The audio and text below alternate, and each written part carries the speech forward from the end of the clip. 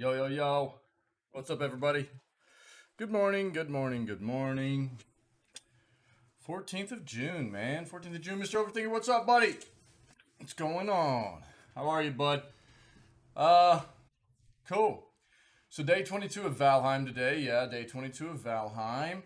Um, Obviously, before we get into that, we'll do what we always do and hit our video game news segment, right? But we're gonna do the news segment. Go watch the Capcom showcase from yesterday because it was a bit late in the afternoon, late in the early evening yesterday, so we didn't get to catch it live. So we're gonna go watch that in between news and Valheim play, and then later today we have the which one is it? It's the Xbox Extended Showcase, right. So a couple showcases, bit of Valheim, and news. Cool. Hope everybody's day is going very well. It's great to see everybody. Thank you for being here. Let's get over there. Check out news. Video gaming news, baby. Let's go. Oh, you're already in? Cool, man. Good. Yeah, that's why I try to make sure it's booted up so everybody can get in there and play around. Yo, Overthinker, I moved all of your stuff from my place over to your place in the 3 chests you had. Okay, you already had a bed over there, so but I moved all your items over to your place because I'm trying to finalize, like finish putting together the top of my place, and I needed that space where all your stuff was. Sorry, man. Yeah. Sorry, man. That's like the last that I have left to do to kind of feel like my place is completed, and right where you had all your stuff is where I was planning on putting my bed. So I needed to get that stuff out of the way. Sorry, buddy. No, you're good. No need to apologize, man. You're all good. I didn't mind your stuff being up there. I just needed to. You kind of had a place built up at this point. It felt safe to go ahead and move your items because I kind of needed to utilize that space. All right, let's get into this. No need to apologize, man. No need to apologize at all. We all have busy lives and we can't always do what we would like to do all the time, so I get it. I mean, literally, I'm living my dream, man. I get to do what I love to do every single day. So I say that, but because I've been there, man, I understand how busy life can get, and you don't always get to partake in the entertainment parts of your life that you would like to whenever you want to. Yeah, I get it. All right, let's get into this gaming segment. Let me move my camera real quick, and then I'll try to remember to move it back later during the gameplay. Okay, classic PlayStation Plus premium games confirmed to be 60 hertz in North America. If you don't remember, a lot of these classic games coming out for the PS Plus subscription were noted to be on the PAL system, which was Europe's version of these games, and they're about 10 less, I think around 45 to 50 hertz games, as opposed to the Western version of the game, like the North American versions of the games and stuff, which were at 60 hertz. And everybody was going, why are they being released digitally as 60 hertz or as 50 hertz, at this point in time? And so we'll see why it's only in North America, though. That's weird. We'll find out. What it had to do with was the different kinds of more originally, from what I understand, the reason the PAL system was used in the eastern part of the world was because that was the more prevalent compatibility with the type of technology that was used with TVs. So, or whatever you were using to play your games on. So it just happened that the hertz needed to be lower. Whereas here in the Americas and everything, what was used was they were able to get a bit of a higher frame rate, so that's why they were released like that. But at this point in time, I don't know why they would not go 60 hertz across the board. We'll find out.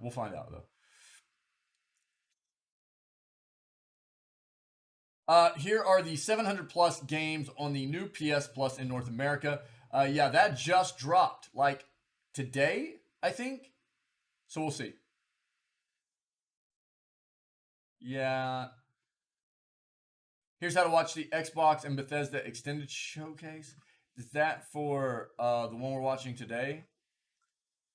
Yeah. Yeah.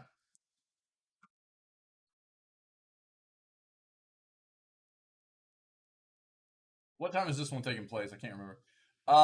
Noon. Noon for us. Okay. Yep.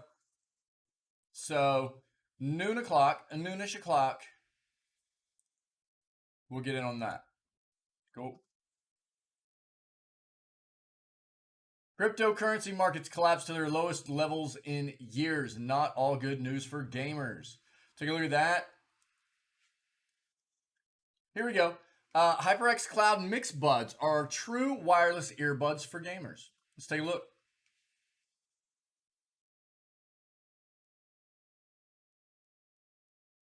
Mamzelle, what is up, my friend? How are you? How was work yesterday?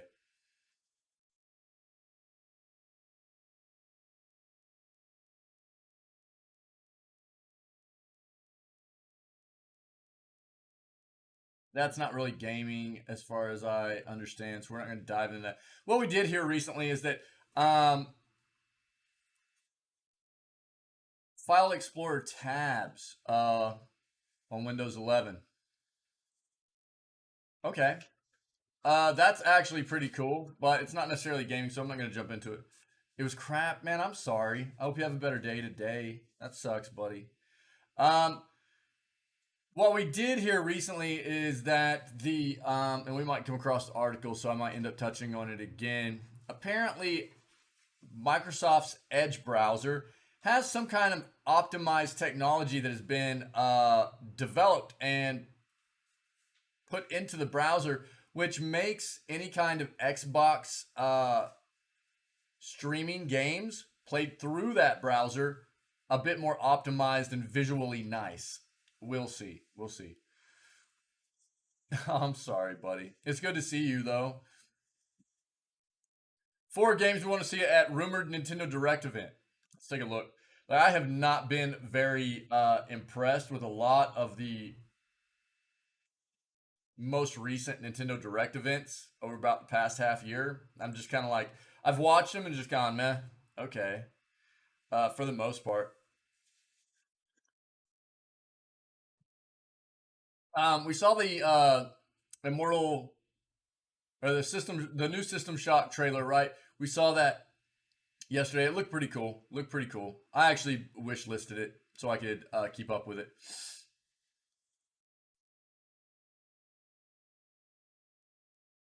All right, let's see what this is. Video game studios Gardens Lightforge are embracing something ellipses pay. Let's see what this is about. Elden Ring finally tells you how many runes you're worth. This, yo gamer, what's up, buddy? This was one of my like issues with the game. It wasn't like game breaking or anything, but it didn't make any sense. We'll talk about this as we read through this article. There were just things in Elden Ring that I felt like were very, that were overlooked. Real obvious things that were overlooked. And that was one of them.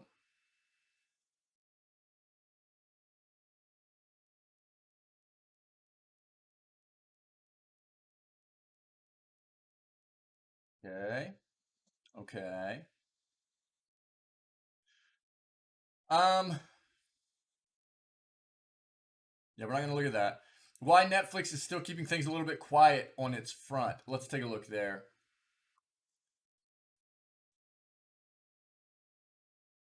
By the way, for anybody interested, it I had some significant issues getting our which one was it?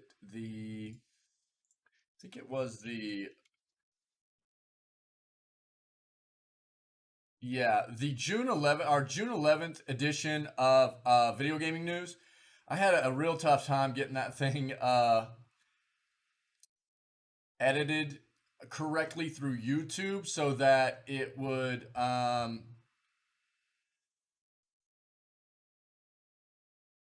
not have any kind of copyright strikes on it and everything. We watched like a 30-second trailer of a Netflix game coming out, and it got hit for a copyright strike by Netflix. So we're I had to cut it out. It worked. We're good. It had to do like multiple checks on the video and everything. But if you were looking for the June 11th edition of Video Gaming News on YouTube, you weren't able to find it. It was made public last night. So unfortunately, it was there were some significant issues getting that done, but it's finished. It's up. I'm sorry it's late. It was just a really wonky kind of situation. Okay, guys. Hey, Pinky, what's up, bro? Random mode time, guys. Let's go. Nodders. I love it. Gamer, how are you this morning? Pinky, what's up, buddy? How are you, dude? So we'll take a look at this. We just won't watch any trailers. There you go, Overthinker. Nice. I get the dojis all the time, dude. It feels like, anyways. There you go, Mamzelle.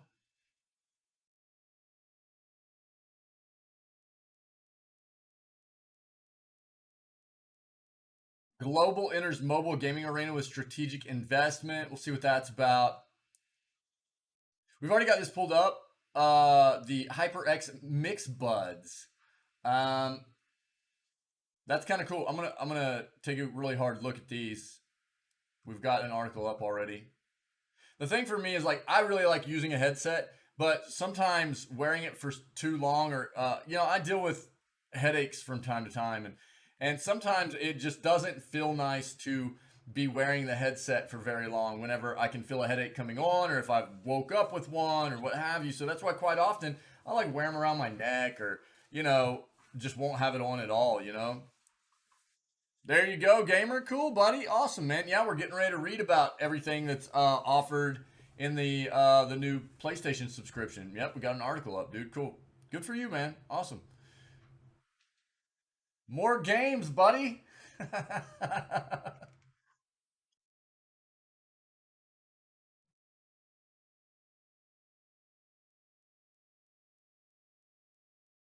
We've already kind of hit on this. The UK CMA investigating Apple and Google. They already ruled over Apple not allowing other cloud gaming apps on their store as being anti-competitive.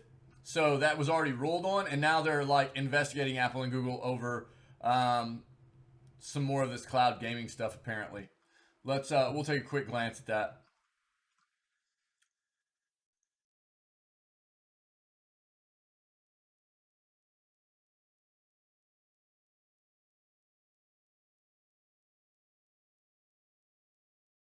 Boop, boop, boop, boop, boop, boop.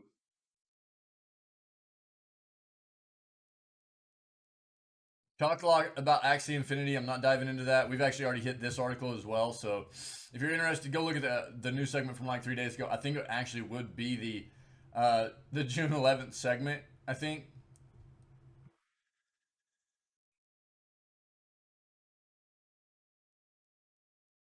I forgot about this.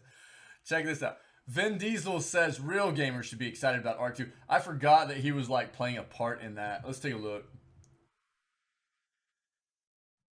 We've already got an article up about the PS Plus premium old like vintage games are actually at 60 hertz, which was the North American versions of the games as opposed to like the European and Eastern Hemisphere of the world. Those games were all on a PAL system that was at 50 hertz. We've already got an article up though. We're going to talk about it.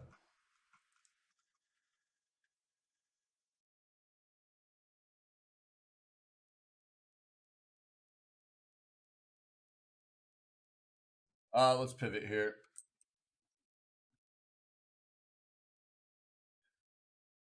Yeah, we've seen it. There's an incredible buy two get one free sale at Amazon right now. We'll take a look at that, see if there's anything worth or interesting to people that are looking to get down on some new titles. Yeah. We've got this article up already as well. We talked about this game yesterday. This looks really cool. We watched it in the showcase we caught up in yesterday morning, and this game looks neat. It looks really neat.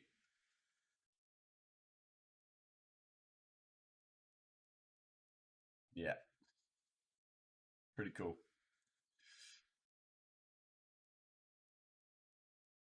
We don't need better PC hardware. We need better PC games.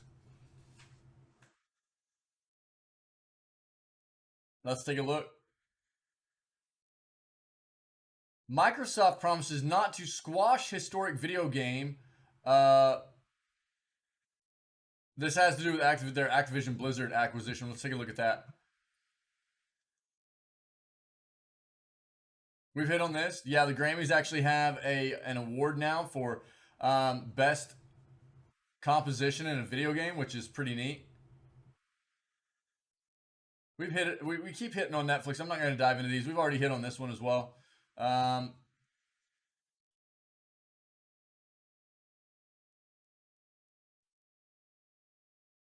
yes, Ragnarok's planned released in November.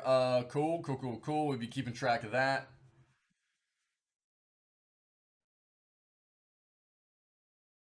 Nice amount of articles this morning. We've hit on this. China's they're heavily regulating their video game industry within their country.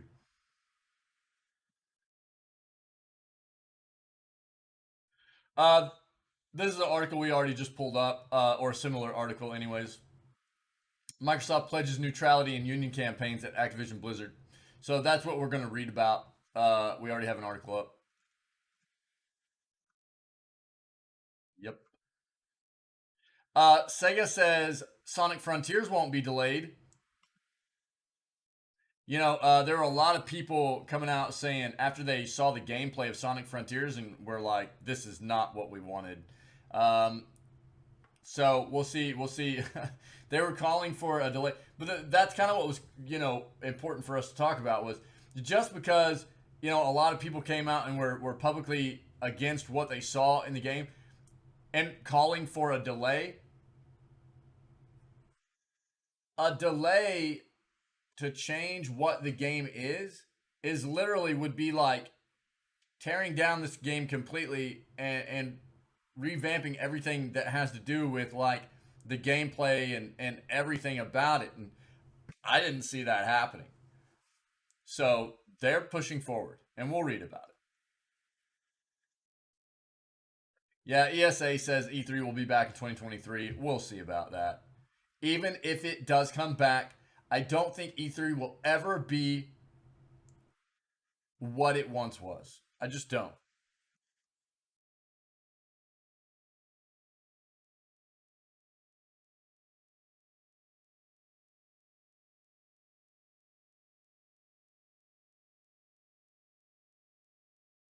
Let's skim this real quick. This might be a nice article. I didn't look at this yet. We had somebody come into the channel the other day and was really trying to get us to see what we could do about helping them figure out what kind of PC they should be buying for gaming and stuff like that. That's a very broad kind of question to come in and ask a community or other people. It doesn't, whatever. Asking that is there's so many variables that go into that situation, especially because for each individual, your situation is going to be a bit different, a bit specific, regarding how much you're willing to spend and what kind of games are you planning on playing. Are there's a lot that goes into it. So I'm not actually going to dive into this article, but there's that. So if anybody's interested in getting a bit of a brush up on a beginner's guide to video gaming, that might help. I'm not going to dive into that. Um, what I saw the call for delay is very just. Well, I'm not saying it's not justified. What I'm saying is you're talking about a lot of what it seemed like people were calling for a delay for the game to be released is a complete overhaul of what the game was bringing to the table. And from a business perspective, um, you're talking about a significant delay to totally revamp what the game is, basically. That's what it looked like a lot of people were calling for.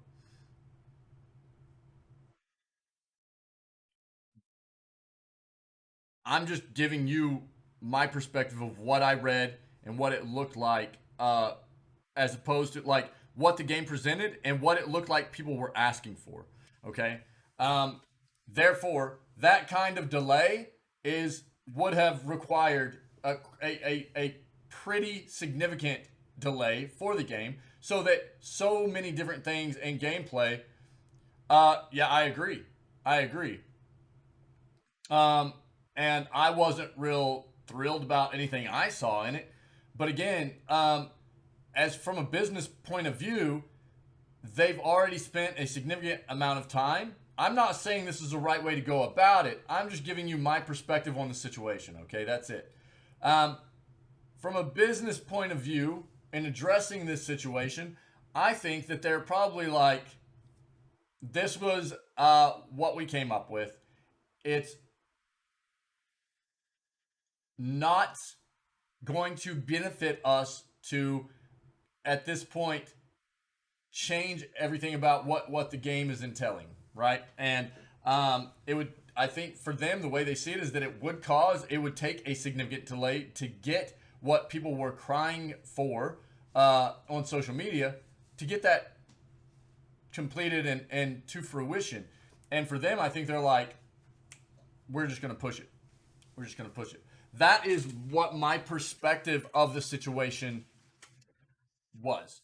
Um, Honestly, I'm not a huge Sonic fan, so I can't tell you. I will say that the game did not look super fun to me, um, and that was just kind of what I gathered from the uh, the brief part of one of the news segments we had previously, where we actually saw it like from the gameplay trailer and everything, where everybody was like kind of up in arms, like, "What is this?" You know. Um, so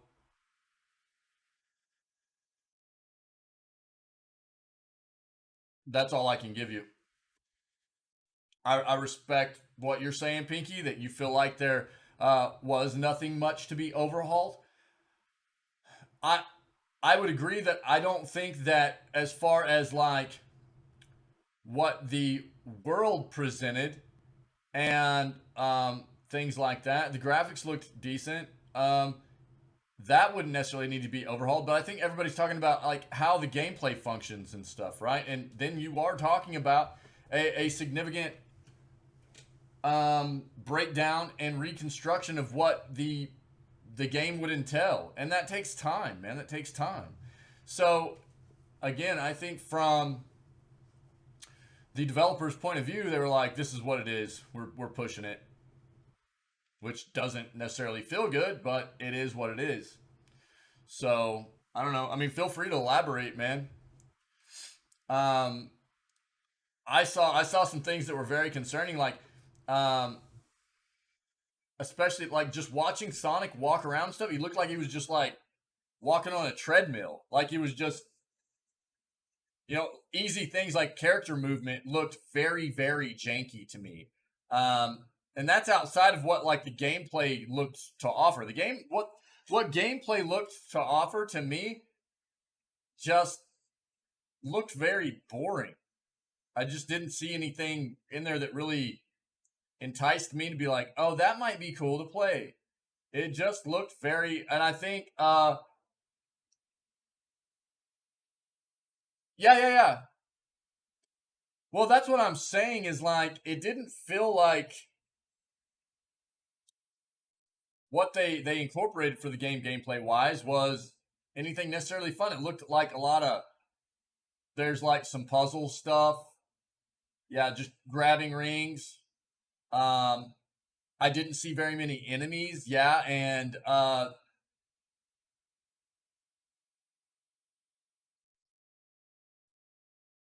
I don't know. It looked very like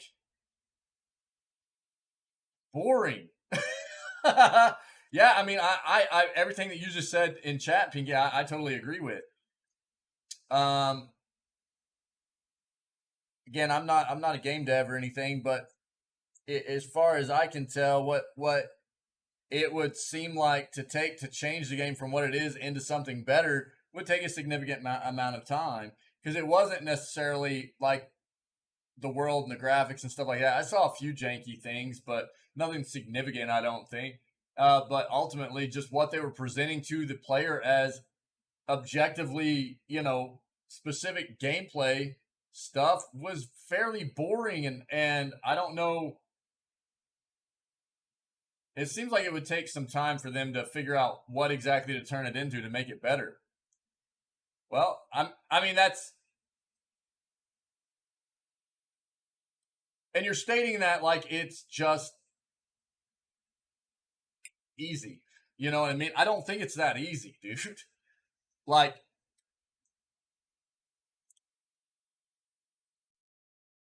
we'll just like, it'll only take 2 weeks. We'll just add some stuff in and it'll be done. You're talking about taking everything that they've developed in the game and they're like working on this finished product to adding a bunch of stuff in there, and that it's not. I don't think it's as easy as just throwing new stuff in a game where you've got to be very. You've got to have these specific goals in mind of what needs to be added, where it needs to be added, and how it's going to change the other parts of that area and stuff like that. So I do feel to an extent that that would take a significant amount of time because they're already at this very finished phase, or what they consider to be a very finished phase of the game, right? Um, Maybe not a complete overhaul or anything, but um, the objectives in the game, from what I saw in the gameplay, looked very boring. So what would they be incorporating to change that? I don't think just adding more enemies is going to do it. Um, I think it would help a lot.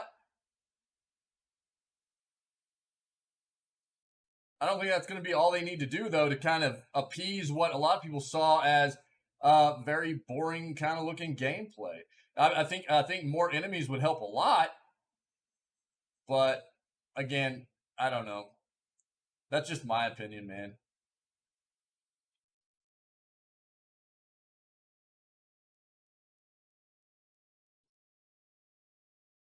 We'll see what happens.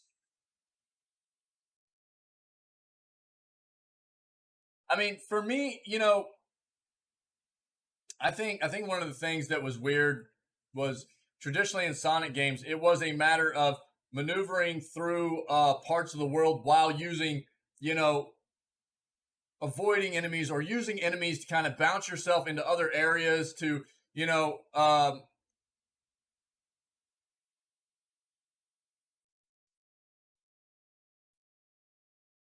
okay, I'm not a game dev, dude, so I would have to take your word for it. Um,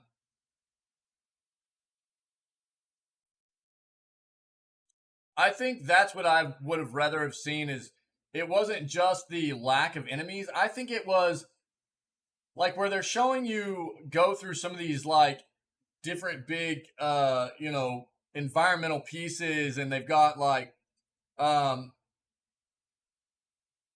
the rails for you to use to move across stuff. I think that what I was looking for more was like some enemies up in those areas too, to where you either had to like hit them to get into other areas or avoid some of the mechanics and stuff to make it a bit more, rather than it's like, okay, I just need to run all, like run up this wall and I'll jump on this platform and then I'll use that rail and then I'll, run up another wall. And there was nothing really to it besides just like searching all over that piece of environment and trying to grab everything you could. It didn't look necessarily super complex or, um, you know, difficult per se to any means, as far as just trying to do like Sonic parkour, I guess, you know.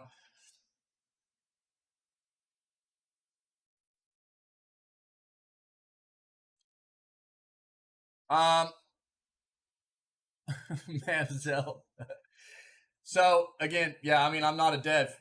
You quite possibly could be right, Pinky. I don't know. I don't. I mean, I think enemies in the game was a big part of it, and um, but I think it's a whole incorporation of better environment, better enemies. I don't know. I don't know what necessarily the answer is. Again, I'm not a big Sonic person, so um, we're apparently going to see what the game comes out to be in its current state, because it doesn't look like they're gonna they're gonna be putting any kind of delay on it. Anyways, we'll read the article. Mamzelle just saw an article that 40% of Canadians want to get rid of the nickel. We already got rid of pennies. Now this, I can't with my people.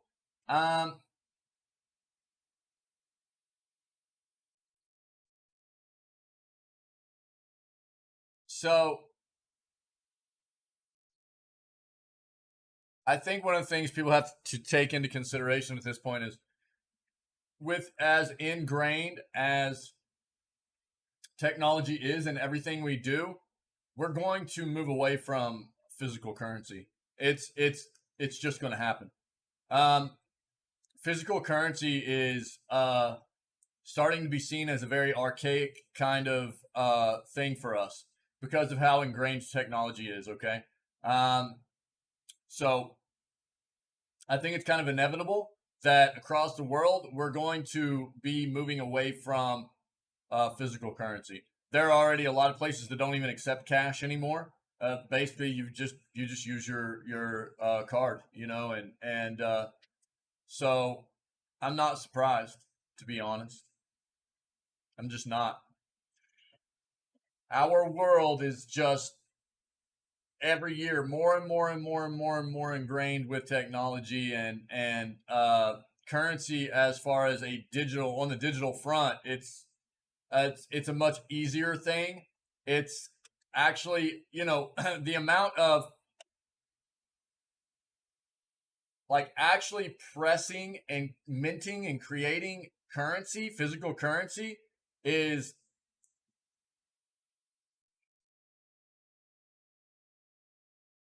I hear you.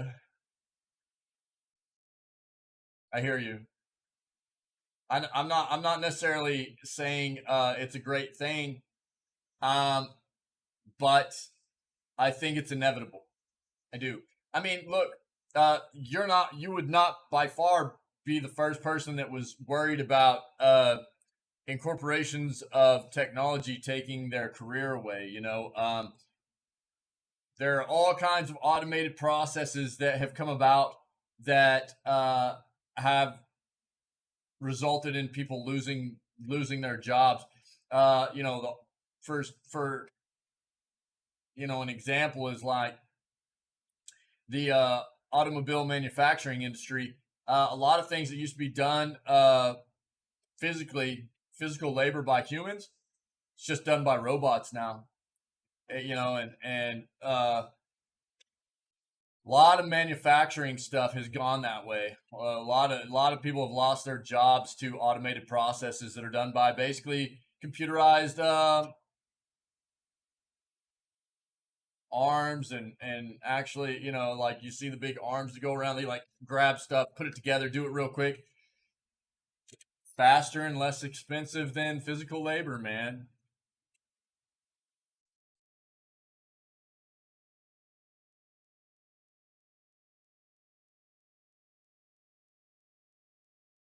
Well, yeah, I mean, look, I mean, across the world, there are going to be definitely, especially, I mean, you talk about um, less developed nations and stuff like that. They're definitely going to be further behind than, you know, a lot of more well-developed nations as far as switching over to a digital currency rather than a physical one, right? And um, again, it's still going to take time, but I mean, ultimately, that's the way I see things trending. Yeah, I mean, just as a whole, not the entire world's not going to be on the same pace, and but ultimately, I think what a lot of countries are looking at from a governmental, a governmental institutional standpoint as far as currencies concerned is that the materials cost money, the manufacturing of the currency costs money. So if it can all be done digitally, that's a lot of uh, initial process that can just be wiped away, right? And that's where everything's going to go, I think. Well, I wasn't saying it's going to happen in like a year, but as with most things in regards to technology and how technology presents an easier, faster way to get things taken care of, it's going to be a thing that happens over time. I mean, you just kind of hit on it already. You guys already got rid of pennies. Now you're talking about getting rid of nickels. You know what I mean? It's going to be something that happens over time. Part of that is to get people familiar and to get people to just accept that this is a process that's happening. That way, it's not just all at once. You know what I mean? So you say, don't think it's going to be so soon. It's already happened. It's already slowly taking place. For it to be completed and done with, for all physical currency to be gone, it'll take a while because of the way it's going to be incorporated in kind of an incremental process. But it's already happening.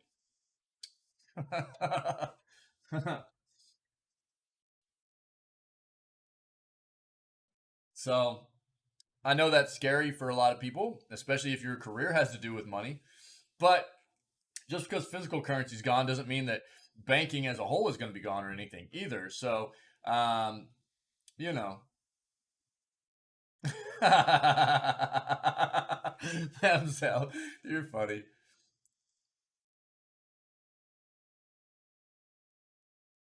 Cool. What page are we on right now? We've talked about these things. One more page. Yep, yep.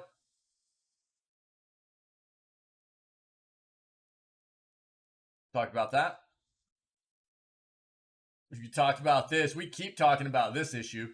Uh, the exploitative like mechanics and things that are being put into games just constantly. Yeah,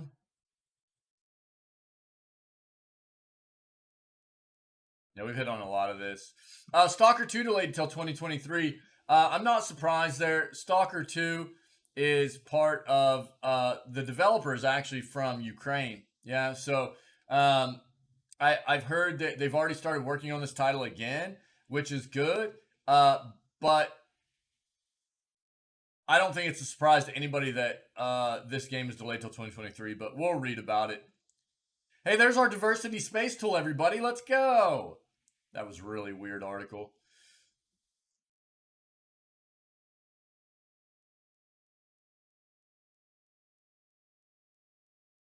Oh my gosh, dude. CBS News, are video games to blame for gun violence?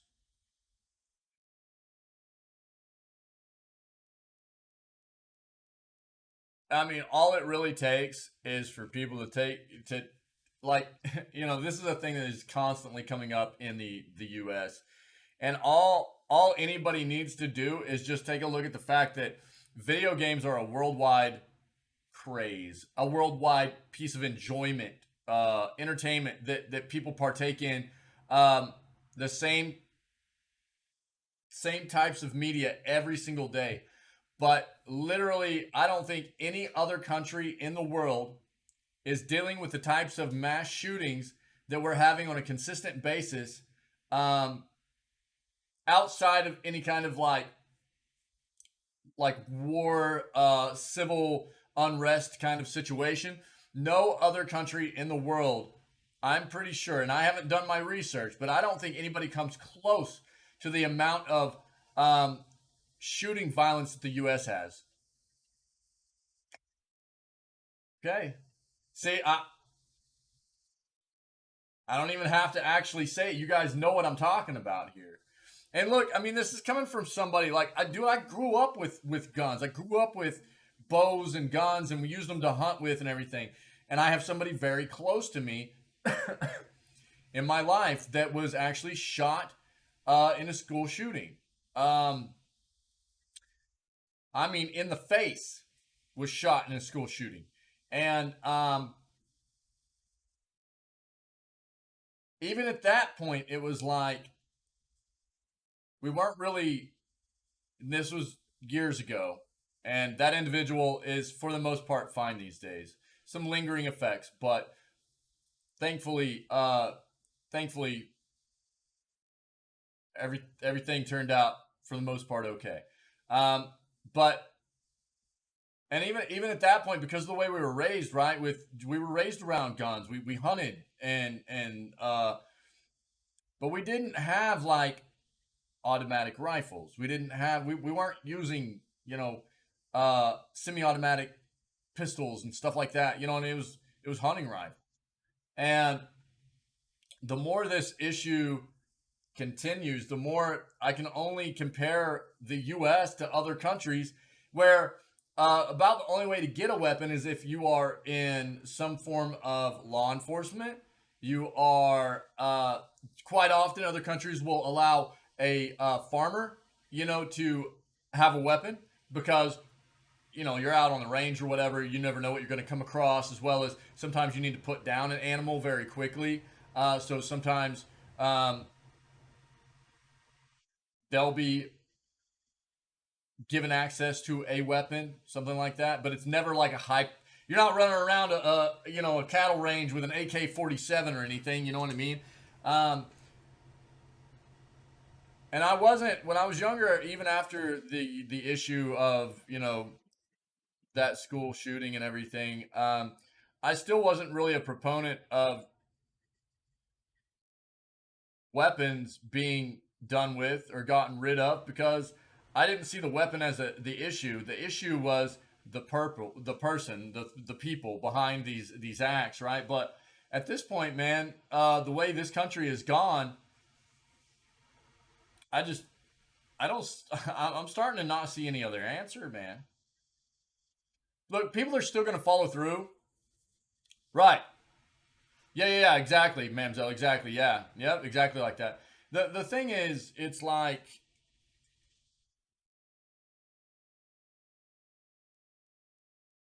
and it's really tough in this country too because people have always had the right to bear arms, but that's not the entire Second Amendment. So let me pull up. See, that's the only part of the Second Amendment uh, that people like to remember, right? A well-regulated militia being necessary to the security of a free state. The right of the people to keep and bear arms shall not be infringed. Nobody remembers that this is the first part of the Second Amendment, right? Everybody only wants to remember the right of the people to keep and bear arms. So they're like, you're going to take my weapons away. You're infringing on my Second Amendment rights, right? Where it's actually the right to keep and bear arms is part of this. And where we're at in this, and I'm not trying to get political about this or anything, but there is a significant, when it comes to video games keep getting blamed for the violence whenever it doesn't, the rest of the world has access to this form of entertainment. They're not having the same issues we are here in the US. So why is it video games are the ones that are being the scapegoat for all of this? And really, ultimately, where I'm at with it is we just need to take a lesson out of the book from a lot of these other countries and only allow certain people to have access to weapons. That's it. It's terribly, terribly, terribly regulated in this country. And this is why we constantly have people getting killed in public, mass shootings, what have you. This is another thing people are always going to bring up, right? When it comes to this situation.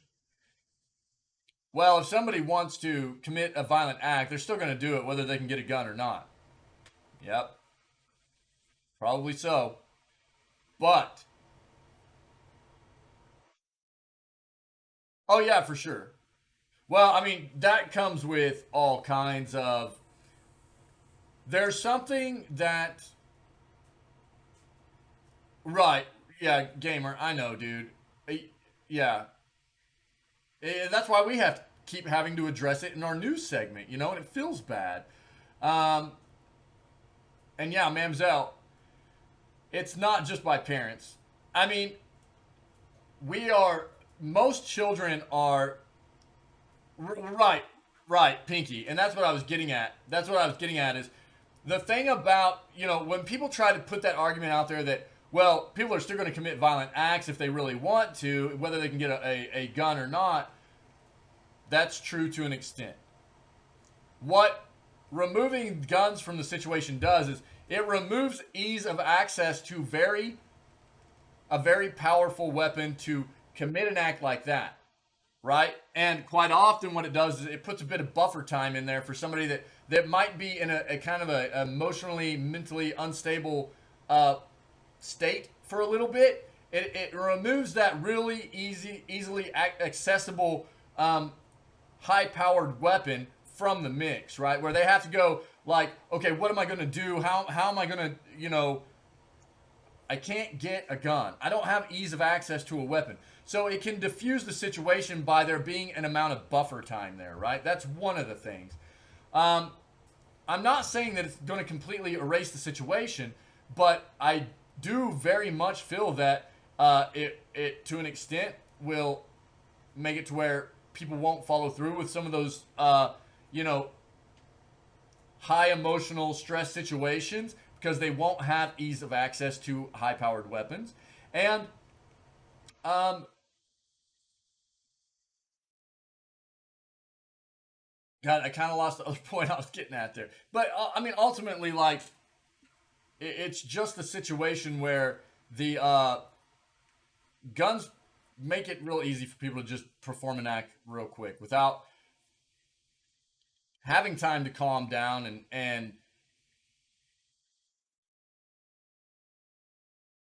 maybe fully assess the situation in a more stable mental state, things like that. There was another point I was trying to get to there and I totally lost it. I'm sorry. Um, yeah, I mean, and Mamzelle, what you're saying is like violence is shown by parents.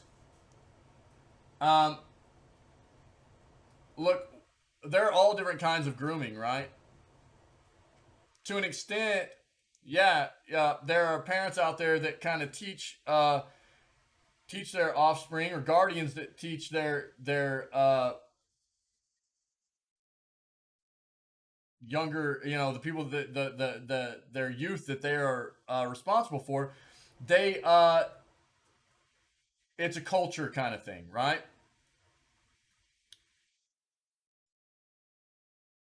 Because it keeps coming up in the news, gamer. So yeah, I mean, we keep getting new articles. We keep getting more blame in the gaming community. So it's hard for me not to address it.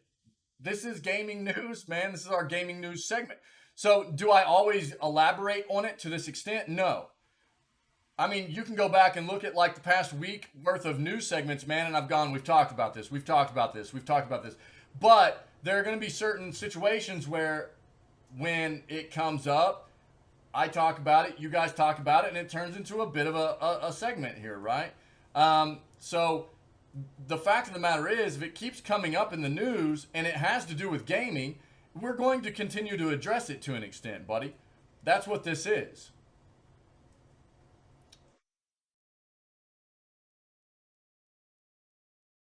Yeah, yeah. And again, I mean, as far as, oh, I'm sure it is. I'm sure it is.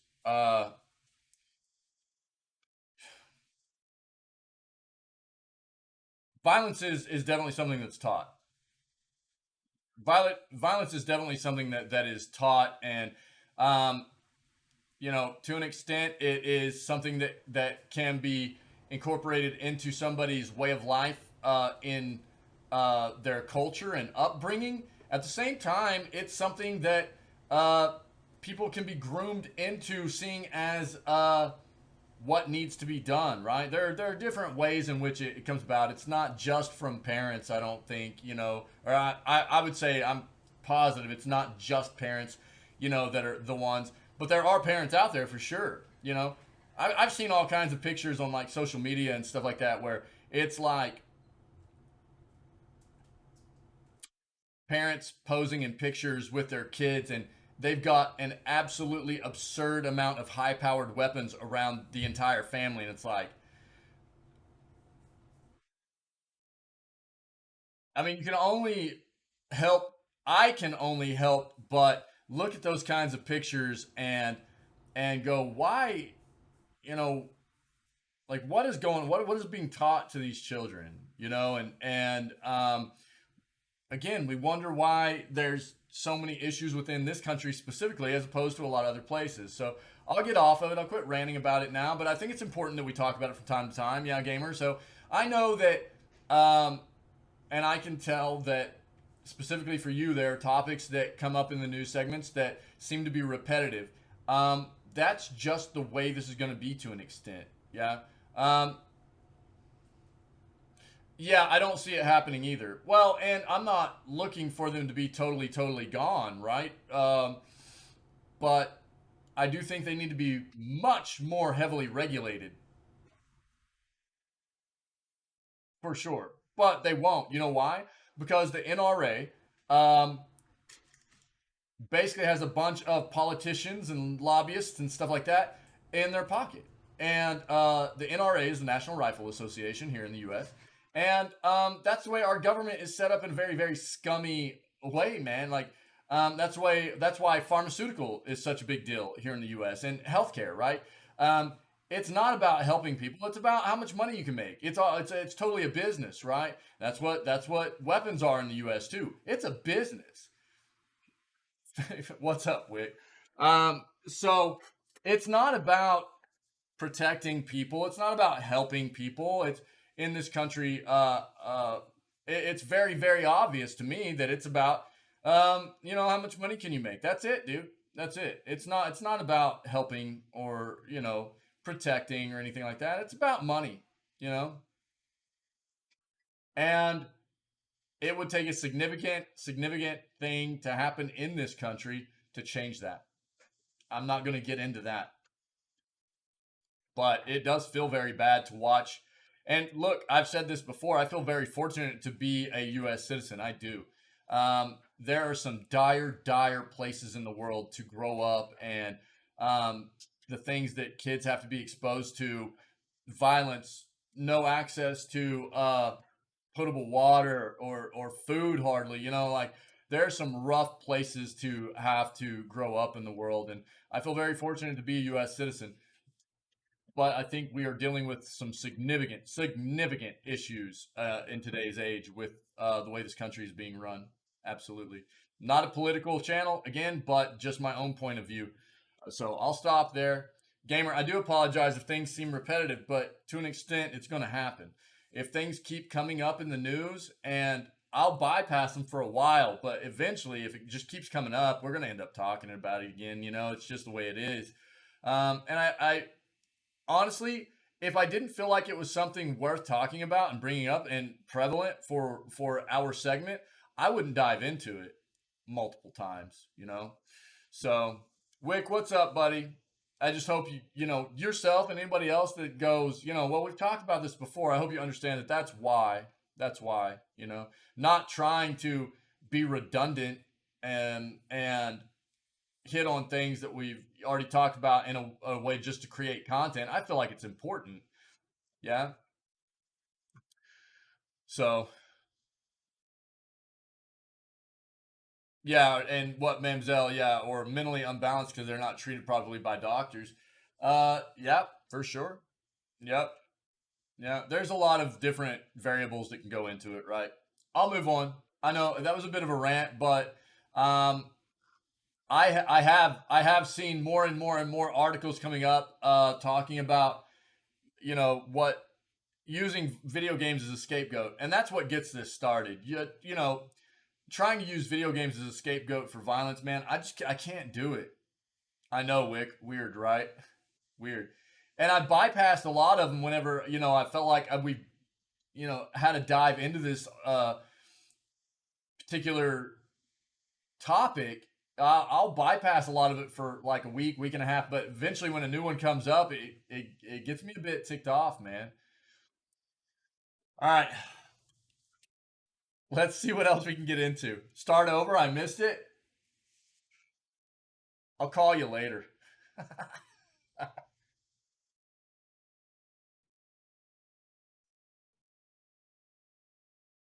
And I mean, look, I think one of the things that I would hope everybody would understand is one of the reasons it's such a passionate thing for me is not just because the video game industry is my thing, right? Like that's dude, I'm so passionate about the industry and I hate seeing it be used as a scapegoat, but when we start talking about that issue specifically and violence, it's the country that I live in that keeps doing it, right? So that only exacerbates the issue for me that it's the country I live in that keeps trying to use it as a scapegoat. So it definitely gets me heated. Stalker 2 delayed until 2023. I don't think this is a particularly um, unforeseen thing here. Like we kind of knew this was going to happen. Uh, Development on Heart of Chernobyl had to be paused following the Russian invasion of Ukraine. Right. Development on Stalker 2, Heart of Chernobyl, recently resumed after being paused in February following the Russian invasion of Ukraine. Studio GSC Game World was based in. I. How do you pronounce this? I always thought it was Kiev, but it's just Kiev, right? I think it's actually just pronounced Kiev, uh, but something similar to that, anyways. Had to help its staff and their families relocate, during which period it also changed the game's name. Hits now Stalker 2 Heart of Chernobyl, reflecting the Ukrainian spelling of the region. The game was still scheduled for a December launch, though. Given the circumstances, this seemed increasingly optimistic. At the Xbox and Bethesda showcase last night, a slide near the end of the presentation listing games coming out over the next 12 months showed Stalker 2 as now being down for a 2023 release. I contacted GSC Game World and asked if the slide was accurate. It happened a little bit earlier than expected. We were actually planning to reveal it in the upcoming days, writes GSC's Zakur Bakarov. But yes, the game now releases in 2023. A game's release date is, of course, unimportant in the context of war, but Stalker 2 is just one of many ways that Russia's illegal invasion has had knock-on effects in the gaming and tech industry. GSC Game World is currently in the process of relocating to Prague, and in March ceased operations in Russia, which resulted in the game's website being blocked in an act of petty censorship. Yes. The studio has condemned the inhumane cruelty of the invasion, and this is a question of survival for its employees and their families. Kiev, is that actually it? Wick, you're American too, dude. You don't know. I'm just playing, dude. So that my whole thing was like, whenever I've heard Europeans pronounce it, it doesn't even actually sound like they're pronouncing key. It just sounds more like it's a real subtle maybe there, where it sounds more like Kip. I'm smart. Me too, bruh. Big old three head smart, man. Three head smart. I mean, can any of our European friendos comment on how they've heard it pronounced or know it to be pronounced? Um, you quite possibly could be right, Wick. I mean, that's why I'm asking. Find out what other people have heard. But I don't think the way that I always knew it to be pronounced or heard it pronounced is the correct way, which is why I'm asking. They just say it faster. Yeah, I say it slow because I'm a redneck, right? Isn't that what I got referred to as a redneck? I've got that southern draw. I just say things too slow. I'm a redneck. All right.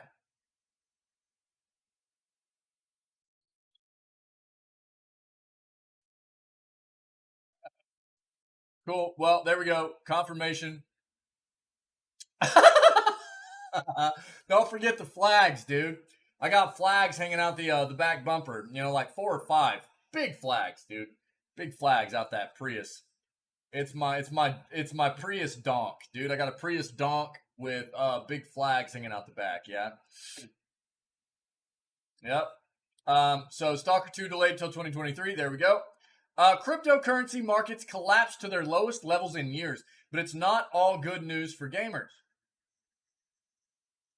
Yo, look at this. Look at this mining rack, dude. Dual exhaust? No way, dude. I've got the exhaust actually cut off right behind the headers, man. Not even dual exhaust. I got the exhaust cut off right behind the headers, baby. Yeah, real throaty, loud Prius action. You know what I mean?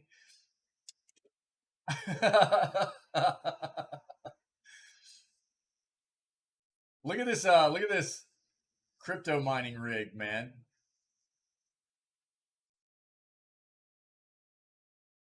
The last few days have seen a cryptocurrency bloodbath, and the declines may not be over. Put simply, the world economy is going to heck, and crypto is coming with it. There are a combination of factors behind the precipitous drop. Wider economic issues are certainly a major factor. Rising inflation and the rapid raising of interest rates to combat it are adding major cost of living pressures. Wages aren't rising enough to offset it, meaning people have less purchasing power. Flow-on effects include rising energy prices and falling asset value are creating conditions that are ripe for a major economic downturn. Yeah, yeah. Train horn? Yeah, dude. Yeah, or the air horn? Yeah, yep. Absolutely. I mean, look, there's been a lot of talk here about, if you guys remember, the last time we had a significant economic kind of collapse was around 2007, 2008, right? Stock market crash, real estate went to heck. It was wild, man. It was wild. And I think that a lot of people are seeing some trending things coming about that are telltale signs of us potentially getting into the same kind of situation here. Real estate has gotten absurd. Like in here in the U.S., I don't know about the other parts of the world, but dude, the U.S., it used to just be like coastal stuff, you know what I mean, that you could always count to be really expensive. Plus, like California, anything in California was a bit higher. The West Coast, especially, real estate has gotten absurd everywhere here. I'm talking to the point of like people trying to buy up real estate, going like, I'll bypass any kind of inspection. Just what I'll take it, whatever. I don't need to inspect it. Just and paying way over market price for stuff, man. It's crazy. 2007, 2008 is not like this. Well, nothing's happened specifically yet, so I would say, yeah, for sure it's not at this point. But what do you mean specifically, Wick? Then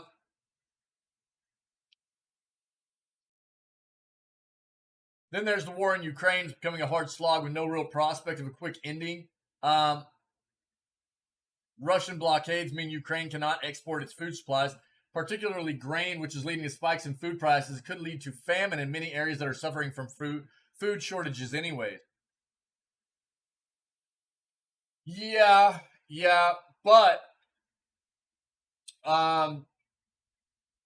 people are still spending. Yes, they are. What I'll say is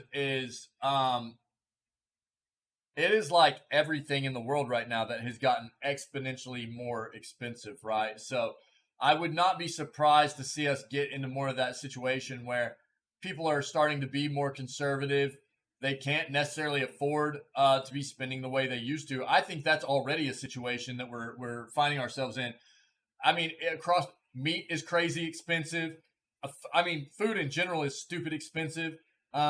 Everything is getting like out of control, right? Yeah. But no, you're right. You're right. People are still spending right now. So yeah, absolutely, buddy. Yeah. I was just kind of getting to the point of it's starting to feel more like that situation, you know, trending that way. And I think the prices, where prices have got on a lot of stuff.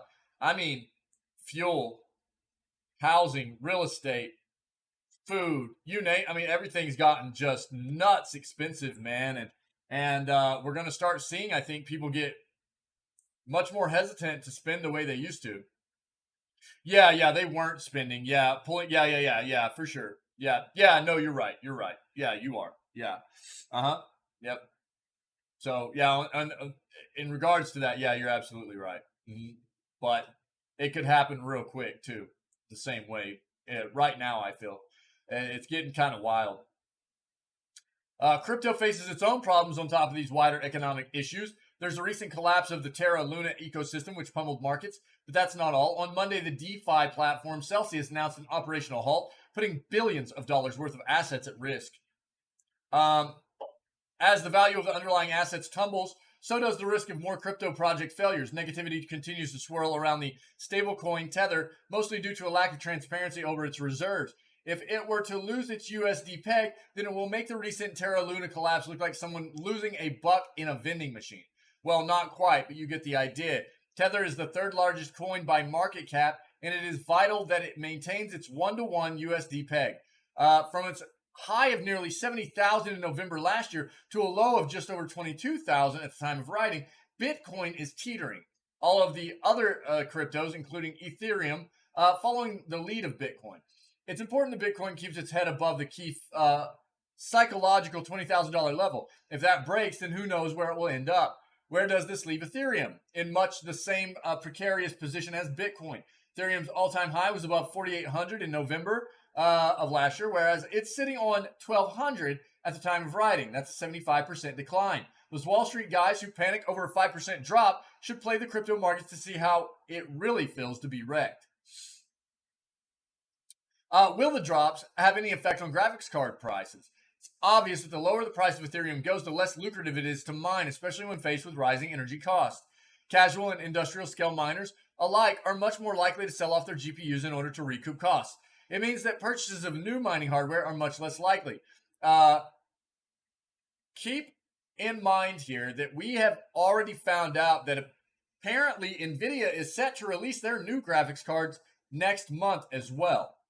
The 4000 series graphics cards are, from everything I've read, supposed to be releasing next month. Will this lead to a glut of secondhand RTX 30 and RX 6000 series cards? It's definitely possible. Efforts to ramp up production have a lag effect. As component shortages ease, bottlenecks are removed and the number of cards available will increase. That means it's good for gamers, but gamers face the same economic headwinds as everyone else, and a discretionary purchase is not as important as paying for gas to get to work, or higher rent, or higher mortgage repayments. An excess of I'm not in game anymore either. I mean, the game's up, obviously, server's up, guys. So I'm really sorry that happened. Sorry for the stream going down. That sucks. Server went down, stream went down, everything. Man, I'm really sorry, guys. So, Pinky, if there's nobody in the server to help you out, you might just have to like log out for a bit while I finish up the news, and then as soon as I get into Valheim, I can take you back to get your stuff or whatever needs to be done. Yeah, I'm an overthinker. All right, dude. Overthinker. It's time to shine, buddy. Pinky needs your help. But Pinky, I mean, I'm sorry, dude. I'll help you as soon as I get a chance. I got to get this other stuff done first. So apologies. Apologies. Are we good, dude? That sucked so bad. Make sure we're all good to go here. Yeah. Okay. So we'll continue this news segment. Okay. I'm gonna start reading from this section right here. Okay. Will the drops have any effect on graphics card prices? It's obvious that the lower the price of Ethereum goes, the less lucrative it is to mine, especially when faced with rising energy costs. The casual and industrial scale miners alike are much more likely to sell off their GPUs in order to recoup costs. It means that purchases of new mining hardware are much less likely. Will this lead to a glut of secondhand RTX 30 and RX 6000 series cards? Definitely possible. Efforts to ramp up production have a lag effect. As component shortages ease, bottlenecks are removed from the number of cards available will increase. That means it's good for gamers, but gamers face the same economic headwinds as everyone else. And a discretionary purchase is not as important as paying for gas to get to work, or higher rent, or higher mortgage payments. Repayments, excuse me. As an excess of supply combined with lower demand for gamers and miners means that GPU prices could have some way to fall.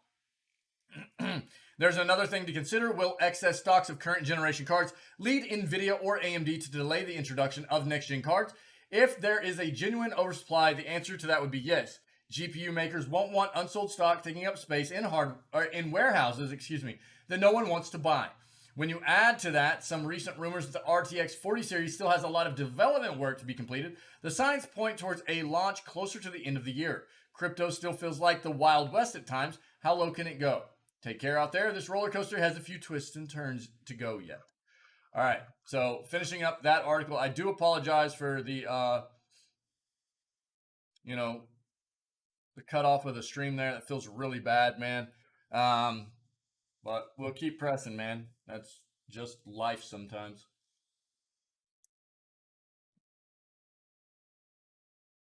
Hold on. Let me see if this helps.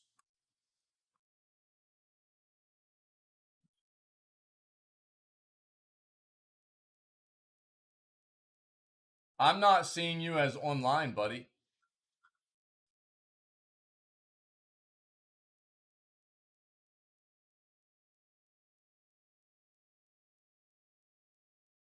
Okay, you're in now? I was getting ready to send you a join request, but it looks like you're in now. I wasn't even seeing you as online, man. That was weird. Overthinker, you good now? Not yet? Okay, hold on. Hold on.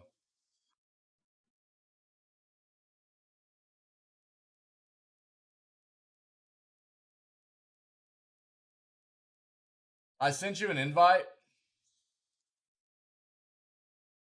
Oh, you might have to restart Steam. That's happened to some people before.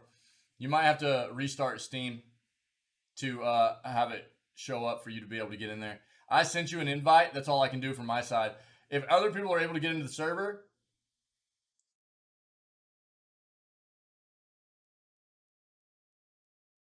it looks like everything's fine, I think. Yo, did I actually get a password set up on there? I got everything. I was trying to get everything booted up so fast. Yo, did you guys have to use a password to get back in?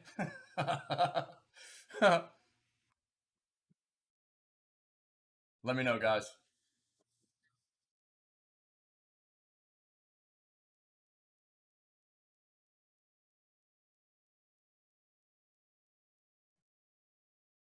Whatever. All right. HyperX Cloud Mixed Buds. Oh, okay. Cool, Overthinker. Thanks, buddy. Are so you're able to get in now though? Are true wireless earbuds for gaming with dual mode connectivity? Take your pick: ultra low latency or long battery life for mobile or PC gaming. HyperX is supposed to be a really, really good manufacturer of headphones. Yeah. Okay, cool. Overthinker, good dude. Good. Sorry, man. Sorry, everybody, for the inconvenience.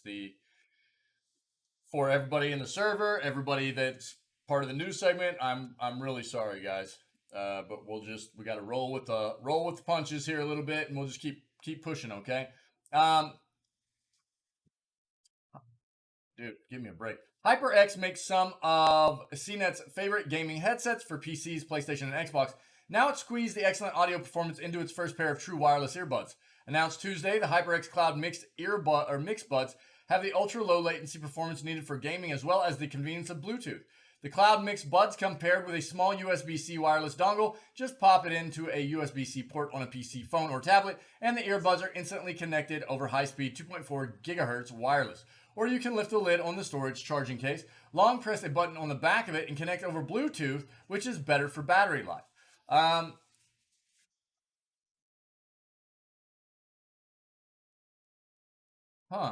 The USB-C adapter has a button on top of that. With a quick press, instantly mutes the headset mic. They also connect simultaneously to the 2.4 gigahertz adapter and to Bluetooth, making it easy to switch to chat on a phone while staying connected to a PC. A small desktop dock paired with a long USB-A to USB-C cable keeps the dongle close for a stronger wireless connection.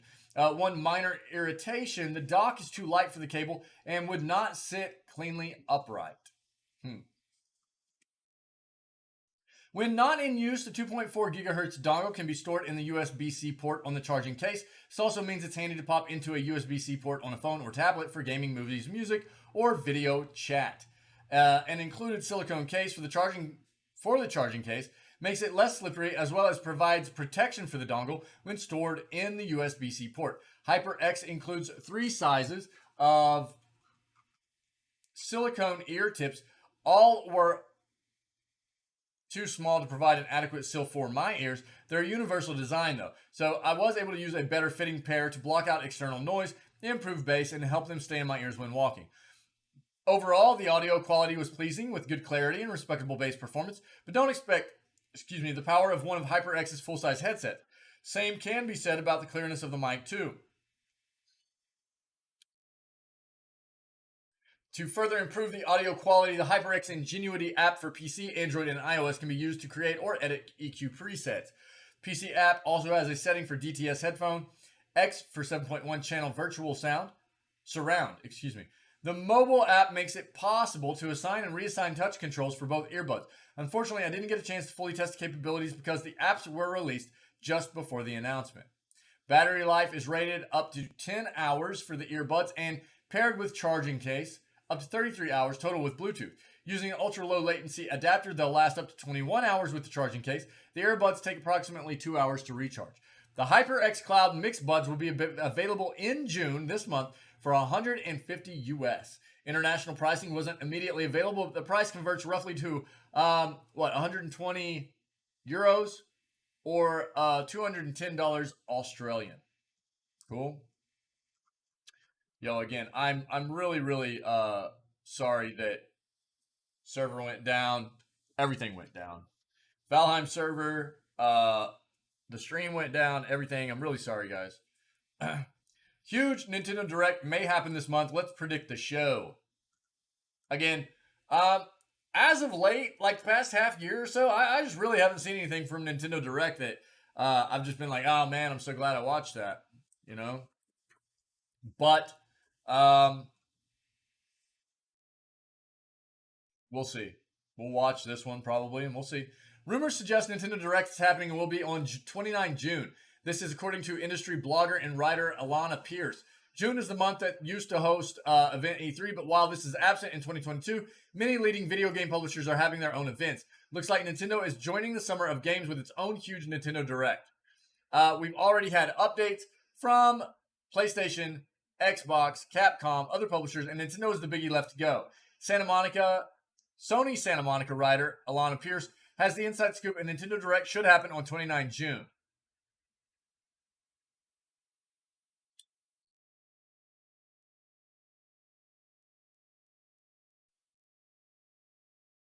While it's hearsay for the moment, of course, we can't help but speculate about what game goodies Nintendo may have up its sleeve. If you're feeling inspired by all this Nintendo talk, then check out our roundup of the best Nintendo Switch deals. Treat yourself to a shiny new console.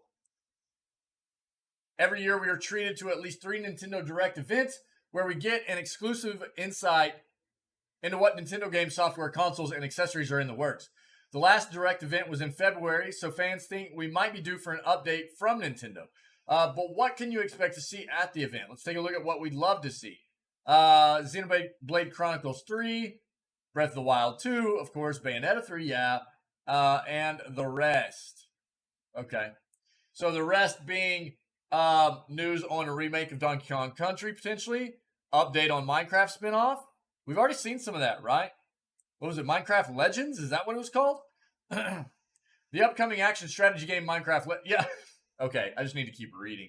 Pokemon Scarlet and Violet, Splatoon 3, and The Lord of the Rings Gollum. Ooh, yeah. That's September. We've already seen that too. So there we go. Potential Nintendo Direct at the end of the month.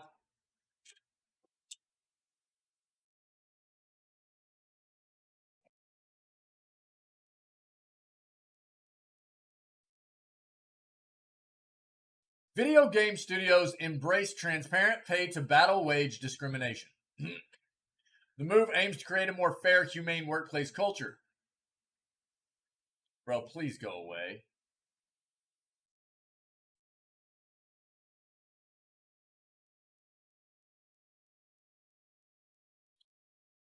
Apparently we're not reading this. Okay. Psych. Moving on. Elden Ring finally tells you how many runes your runes are worth. I griped about this while I was playing the game. If all the runes you had in your inventory to pop, as it were, they would never tell you how much they're worth. And dude, there are like 15 to 20 levels of different runes. Whereas if you went to like a vendor, you could sell the runes to the vendor and it would tell you how many there were. Which was really wild to me. Like, why is a vendor going to tell you how much they're worth, but it's not going to tell you in your inventory how much they're worth? I also said that, like, I can understand if they wanted it to be a bit of a surprise the first time you used a rune, but anytime you used a rune, moving forward, it should have just told you in the description of the rune how much it was worth. On top of bug fixes and a few notable gameplay tweaks, Elden Ring Update 1.05 also added exact values to the zillion consumable runes, clogging up your inventory, letting you see exactly what they're worth before using them. Finally, dude, how many? 4 months later? 4 months later? It took them that long? Reddit user The Head of Jug pointed this out, and I dutifully started playing Elden Ring during work hours to confirm it, since there's no mention in the official patch notes. You still need to toggle the item display menu to show additional details, but you can now see how many runes your golden and heroes runes are worth. Might sound like a small change, and let's be honest, it is, but it's also welcome solution to an annoyingly common inconvenience, for sure. Every Tarnished has been there. You're 1,147 runes away from getting another level or buying something you need for a weapon upgrade, and you're not sure which runes you need to use to top up. And just as you can never plug in a USB device on your first try, you somehow always end up using a rune that's just shy of the amount you need and then going overboard with the second one. And the margin of error only widens as consumable runes get bigger and your character's levels become more expensive. This change ought to be especially handy in Elden Ring's early game when a handful of consumable runes can pay for a whole level. Now you'll know just how many runes your current supply will net you if you burn them all at once. This was a really weird thing for me through the entire playthrough, and I'm glad they finally addressed it, even though it only took them 4 months. So there you go. Why Netflix is still keeping things a little bit quiet on its gaming front. Since launching its mobile game offering to members 7 months ago, Netflix has released a total of 23 titles. The streamer is debuting its Queen's Gambit game later this year and has revealed plans to make other games based on popular Netflix IP, including Shadow and Bone, Too Hot to Handle, and Money Heist, plus a unique Exploding Kittens franchise plan that will see both a TV series and new version of the hit mobile game come to the platform. Despite those splashy announcements, Netflix still hasn't given much in the way of large-scale details about its gaming future. But part of the streamer's mobile gaming strategy for the moment is not announcing its strategy. Quote, we started in November of last year, so only a handful of months, and we're still intentionally keeping things a little bit quiet because we're still learning and experimenting and trying to figure out what things are going to actually resonate with our members, what games people want to play. Leanne Loom, Netflix's head of external games, said during a panel at the Tribeca Film Festival on Monday, quote, so it's really important that we have some time to build up to that. Loom, who was joined on the panel by some of Netflix's partner game developers and creators, said part of the 6-month plus experiment has also been trying out different ways of discoverability, noting that for Android devices, they had chosen to create an actual games tab, while the iOS app sees Netflix mobile games in a row. Netflix plans to double its mobile games by the end of the year, a lofty goal as the company reevaluates things across the board amid layoffs and dipping stock prices prompted by a drop in subscribers that is predicted will only take a harder hit in Q2. But while much is uncertain right now, games appear to be a key aspect of Netflix's future. The games do need to be good for Netflix, which is not an easily definable trait for Loom and her team yet. Quote, we're still figuring out what does a great game look like on Netflix. What does that performance look like? What does success look like? And we can start using that data to then sort of massage our strategies into next year. Really figure out what our members want from our games and how we can support and develop this even more to make those kinds of great games. You know, I've said this the whole time. It's not just Netflix, right? we've got all kinds of different entertainment companies out that haven't normally been part of gaming that are pivoting into gaming. TikTok, Netflix, I mean, you name it, man. There's all kinds of different entertainment companies that are pivoting into gaming. It's very lucrative. There's a lot of money to be made. And again, like we just read specifically for Netflix, they're trying to get into a different form of entertainment because they're suffering some losses, a bit of hemorrhaging going on, as it were, right now for them. In regards to, the amount of money they're making, subscriber base is dwindling pretty heavily. Now, what I have continued to say regarding the gaming industry and some of these industries getting into the gaming industry, it's easier to get into game development if you have a large amount of capital, and also it doesn't hurt to have a name to build off of, like Netflix, right? But it still isn't easy. You have to create good games to appeal to us as gamers and to ultimately be successful. And time will tell. We'll see. Global enters mobile gaming arena with strategic investment and exclusive ad sales deal. Global, the media and entertainment group, has announced yesterday, that it has invested in Odeo, a tech startup that delivers non-intrusive audio ads in mobile games. Quote, this reinforces our strategy of being the market leader for all forms of audio advertising across live radio, podcast, audio articles, and now mobile gaming. We're looking forward to partnering with Amit and Alad to help the gaming creator community make the most of audio advertising opportunities. Global's market-leading digital advertising platform, DAX, Digital Ad Exchange, will become the company's exclusive sales partner in the UK and in the US, expanding DAX's existing podcast, digital audio articles, and programmatic outdoor offering for advertisers and creators. Odeo serves mobile game developers and publishers, helping them to monetize and grow their gaming products. Its pioneering technology provides advertisers with access to 2.8 billion mobile gamers across the globe, promising ads that respect player experience and privacy whilst offering advertisers advanced targeting and a highly attentive audience. The company is based in Israel and was founded by Amit Monheit, CEO, and Alad Stern, COO, in 2021. About Odeo, an audio ad platform, one that strikes a chord with the world's estimated 2.8 billion mobile gamers and drums up new customers for brands, all while players enjoy their game without skipping a beat. It's on a mission to create a better experience for players, running ads without interrupting the gameplay, connecting developers and brands through sound, and building the most advanced audio platform on the market. About Global. Global is one of the world's leading media and entertainment groups. Europe's largest radio company, Global is home to respected national market-leading media brands broadcasting across the UK on DAB and FM around the world on Global Player, including Capital, Heart, Classic FM, LBC, LBC News, Global Newsroom, Smooth, Radio X, Capital Extra, and Gold. Global Player allows listeners to enjoy all of Global Radio's brands, award-winning podcasts, and expertly curated playlists in one place in app, on web, and on smart speakers. Global is also one of the leading outdoor companies in both the UK and Europe, with over 235,000 sites reaching 95% in the UK population.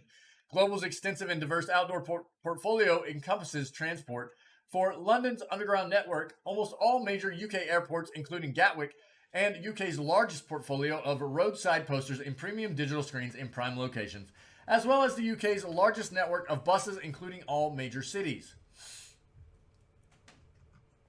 Okay. So there we go. Collab for Global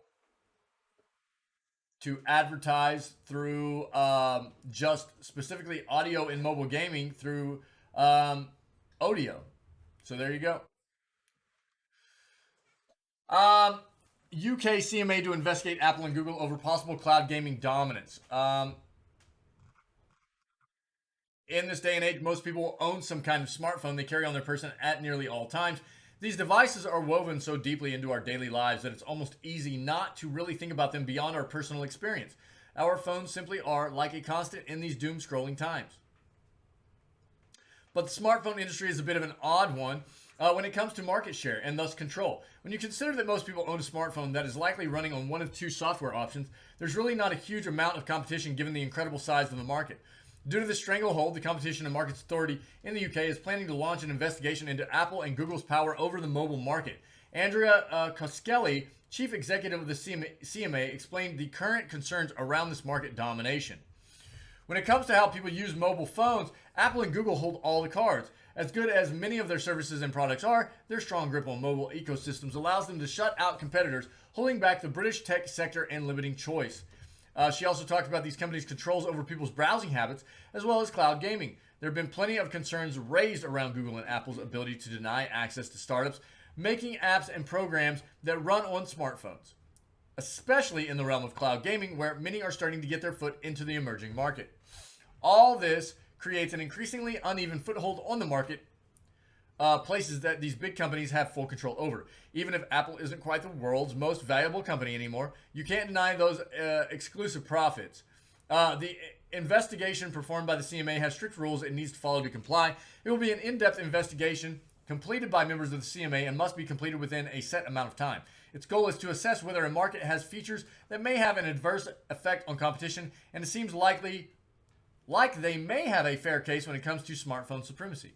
Once an assessment is made, CMA can then impose changes on business, propose legislation, and even put in place large structural remedies for these problems when needed.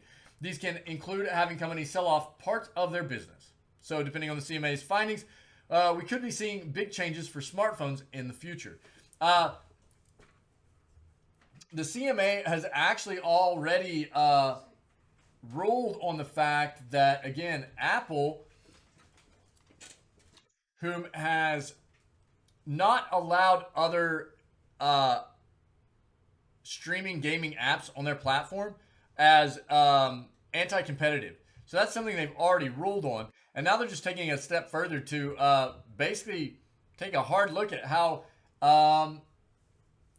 Google and Apple are being anti-competitive across the board, I think, So we'll see more about this. All right, Vin Diesel says real gamers should be excited about Ark 2. According to Vin Diesel, anyone that considers themselves a quote-unquote real gamer should be stoked to play Ark 2 when it releases next year. Diesel, who stars in the upcoming sequel to the long-running survival game, appeared once again in the latest trailer for Ark 2 that debuted at the Xbox and Bethesda Game Showcase. And following the debut of this trailer, Diesel has now opened up about the project and how he feels about his own involvement with the property. This is a message from Vin Diesel. The best game out right now is Ark Survival Evolved. My son introduced me to the game many years back. Then Studio Wildcard and all the genius over there asked me to shepherd the IP into the TV and film space. An honor I can't begin to describe, Diesel said in the post. Any real gamer is excited for Ark 2, but I am excited for you all to see the franchise unfold on the big screen. Stay tuned. Even though it might be odd to see Diesel riding on a dinosaur in this trailer for Ark 2, the longtime actor is no stranger to appearing in video games. In fact, Diesel has been involved with various video games for years, some of which have included the Chronicles of Riddick, Wheelman, and Fast and Furious Crossroads. While the quality of Diesel's gaming projects have varied quite a bit, it looks like Ark 2 is definitely more promising than some of the previous titles. There's a big community around Ark. At this point in time, Ark 2 doesn't have a specific release date, but is set to launch at some point in the first half of 2023. When it does arrive, it will be coming to both Xbox and PC platforms. If you want to take a look at the trailer, I'm not going to watch it right now. It'll be there in chat, okay, guys? There you go. Oftentimes, watching trailers like this as part of the news segment ends up resulting in me having significant issues posting these to YouTube later. A lot of copyright issues and stuff, so I'm not going to watch it right now. But it's there in chat if you want to take a look, okay, guys? There's an incredible buy two, get one free sale on Amazon right now. They do this, I would say, about every month and a half or so. But if you're in the market for some new games Amazon has brought back its epic buy two get one free sale for a limited time only. This is after Target launched its own B2G1F sale on Sunday. That usually happens. Like one of these major retailers will do a buy two get one free, and then the other one will follow suit like a day or two after.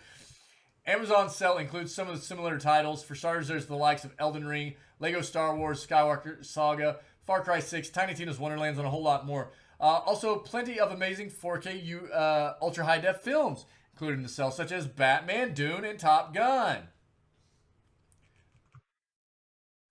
That's not all. There are plenty of other incredible items included in the deal, so make sure you have a full browse of the available items on Amazon's host page.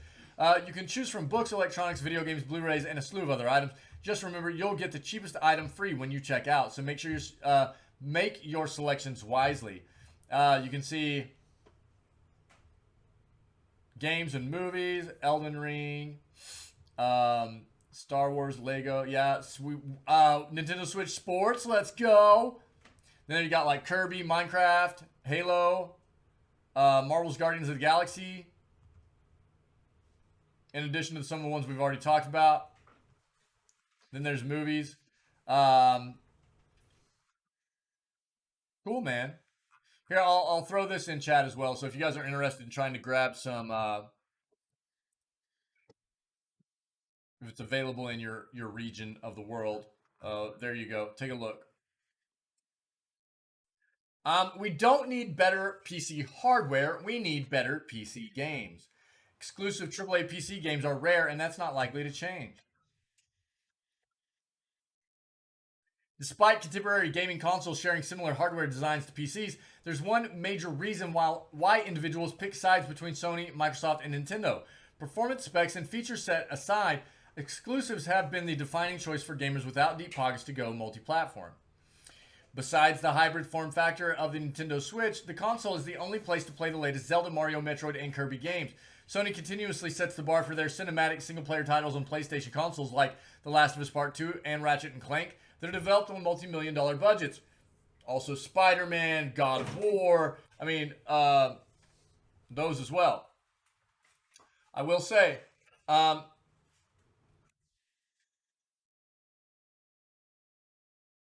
has committed to releasing many more of their games on PC at this point. Now, I still don't think that's going to be to the same extent that Microsoft does, because quite often if you see a Microsoft and Xbox game as like an Xbox exclusive proprietary title, it also means that title is going to come out on Windows platform PC at the same exact time. But Microsoft also owns Windows, right? I mean, like, they manufacture Windows. So that's not, it's been like that for quite a while. Whereas I think Sony, while committing to releasing their titles on PC, is a great thing. We're not going to see it happen to the same extent at the same time that, like, Xbox does their stuff, you know? We'll see how it goes. They're kind of venturing into this whole PC space. The commitment is new. They've done a few titles in the past. God of War was excellent as a PC port. They did a great job with that. And but at this point, they've really committed to it being a thing. What we need to see is, are any of these proprietary PlayStation platform-only titles going to be coming to PC at the same time as release on PlayStation? Or is this going to be something that happens months after the fact? Though the Japanese electronics manufacturer has recently dabbled in PC releases, newer releases like Gran Turismo 7, they've got so many. I'm so tilted about what they did with Gran Turismo. Real scummy kind of mechanics they put in there. Try to get people to pay even more money over what they paid initially for the game. And Horizon Forbidden West can only be played on Sony's latest console.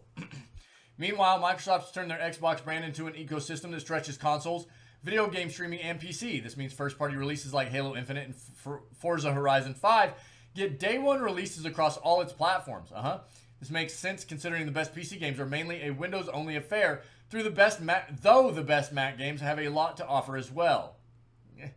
And let's not forget that Xbox itself was named after the Microsoft DirectX API used by PC game developers.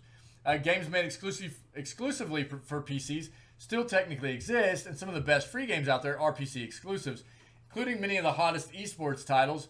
However, big tentpole AAA exclusives are definitely rarer than they've ever been. In 2020, we saw a slight resurgence of big budget PC exclusives like Flight Simulator, which launched on PC a year before releasing on Xbox, and VR only Half-Life Alyx.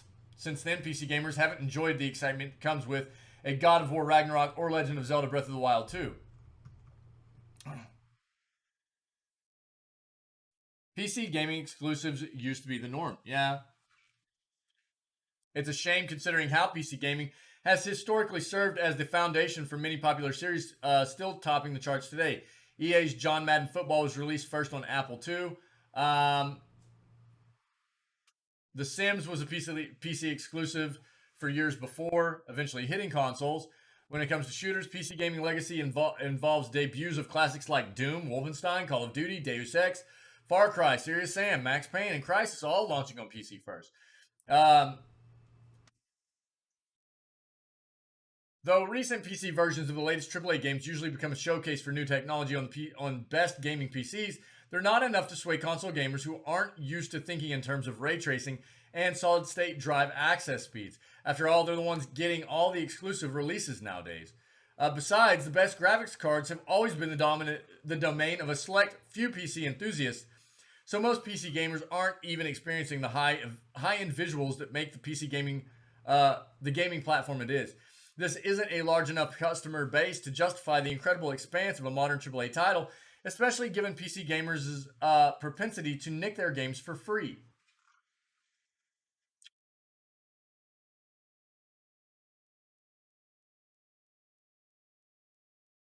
According to a 2016 PC Gamer report, nearly 35% of PC gamers pirated games, and they did and still do it a lot.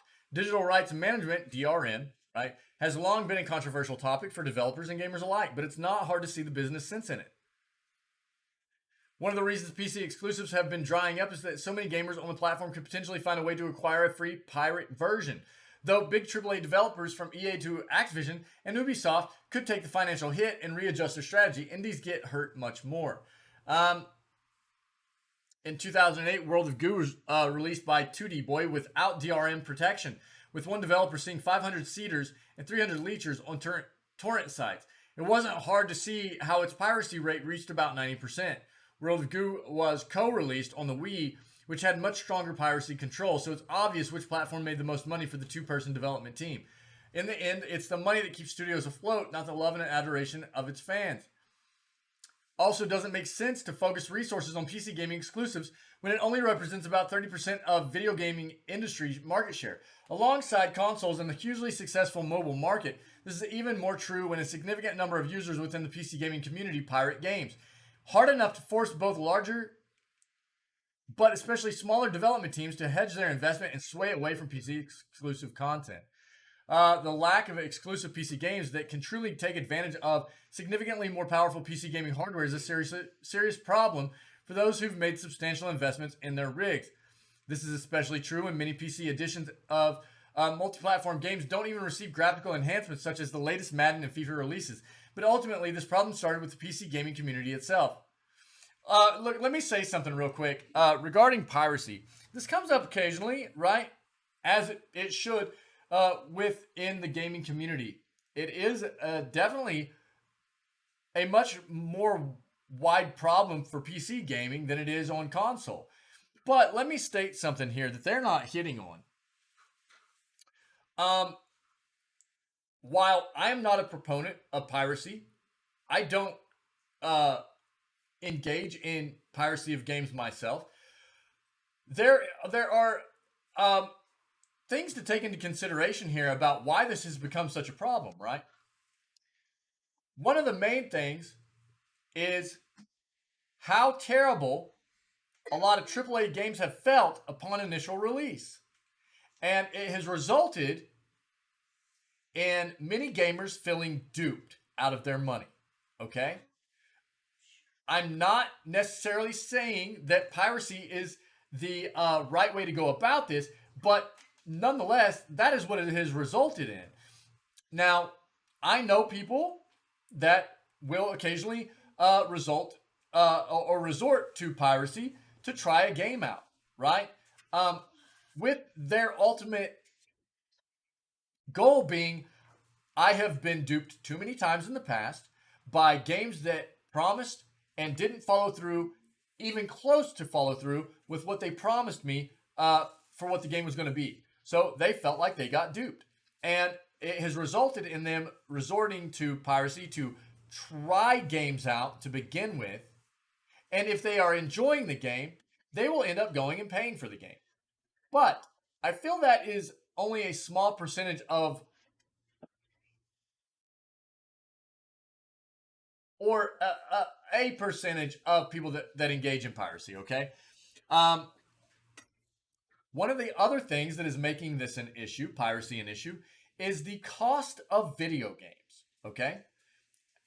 As an advocate for as many people to have access to games as possible, the ever-increasing price for video games is also one of the things that has resulted in people ultimately leaning towards piracy to play games, because not everybody can pay these, incredibly high prices the games are coming out, because it's not even just what a lot of developers are doing. Is it's not just an increase in the base price for the game, which is it's still increasing. We're seeing $70 a pop for a game nowadays. But then there's also all this other stuff that happens with, if you want the full experience, you need to pay for in-game items. If you want to progress, you need to pay for stuff. Games will get released. We've talked about this recently. Games will get released, and then 3 weeks later to a month later, they'll have all kinds of DLC that they want you to pay for too. And it's like, that should have been part of the base game. You're making me pay $70 a pop for a game. How are you releasing DLC that obviously was ready for the game on its release? There are other issues that this article is not addressing about why piracy has become such a big issue, okay? Don't get me wrong. There are going to be an amount of people that just engage in piracy because they can. They don't have any actual legitimate reason behind why they are engaging in piracy, and they aren't going to play the game and go, oh, this is really good, I'm going to go support the developer. And that sucks, because look, ultimately the gaming industry is businesses, right? And they need to make money to continue to be successful. So I'm not saying that, I'm just trying to bring up some other viewpoints of why piracy has become a thing within the industry outside of what they're actually addressing here. I feel like that's very important. Again, it's not something that I engage in myself, but I am understanding of why certain people do it. What I would say is, it sucks very, very much for all those people that go and engage in piracy and never contribute to any of those developers, especially of the games they play, and they go, this is great, I'm having a lot of fun in this game, and in that regard, they should definitely be going and supporting those developers, right? And to all those people that all they do is pirate games constantly, they never support any of the developers, especially the indie ones, because in my opinion, those are the ones that need to be supported the most. We see so much great stuff come from indie developers. Shame on them. Shame on those individuals that engage in piracy and never ever make any kind of attempt to support the developers behind the games that they're pirating and spending so much time enjoying. That sucks, and shame on those individuals. Those are the types of gamers that I don't care to have be part of the world that I love so much. But there are definitely some underlying issues not addressed in this article as to why piracy has become a thing for gaming in general, okay? It's important to note some of that stuff. Is there any hope for PC exclusives in the future? With the rise of Steam, the Epic Store, and other smaller PC gaming distribution platforms, indie developers have a chance to shine in ways they couldn't before. Games like Gone Home, Disco Elysium, Bright Memory Infinite, and Hotline Miami were all small-budget indie projects that had explosive success on PC. We're going to be playing Disco Elysium very soon, by the way. These games stretch multiple genres, and don't have AAA budgets, yet they provide an experience that's unique enough to stand on their own. Most importantly, they were released on PC before getting console ports, if they got one at all. I'm surprised they don't have Valheim up in here. You know what I mean? Valheim, hugely successful. And not a big... Who does Valheim? That's an indie dev, right? I can't remember who it is that makes Valheim right now. I suck. I'm actually playing the game right now, and I can't remember the name of the dev. Hook me up, Pinky. Somebody. Pinky, did you get your stuff back, dude? I'm really sorry about the server going down, man. Outside of Half-Life, Alex, and Flight Simulator, though there aren't many PC exclusives that utilize the best computer hardware available, the way they did in the 1990s and 2000s. And some of today's best indie games can even run on computers that were considered top tier in the early 2000s, but which now might struggle to even run Skyrim with more than a couple of mods active.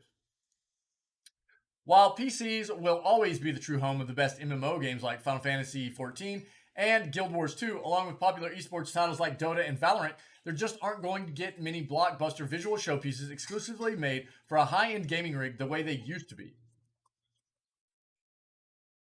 Is it Iron Gate, Overthinker? Thanks, buddy. Thanks. How many people? Let's take a look at Iron Gate. Thanks, buddy. Yeah, that sounds right.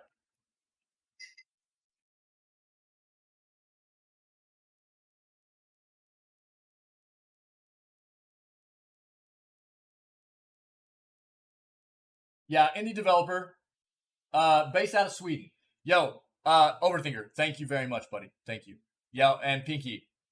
It was in the place you left before. Okay, good, buddy.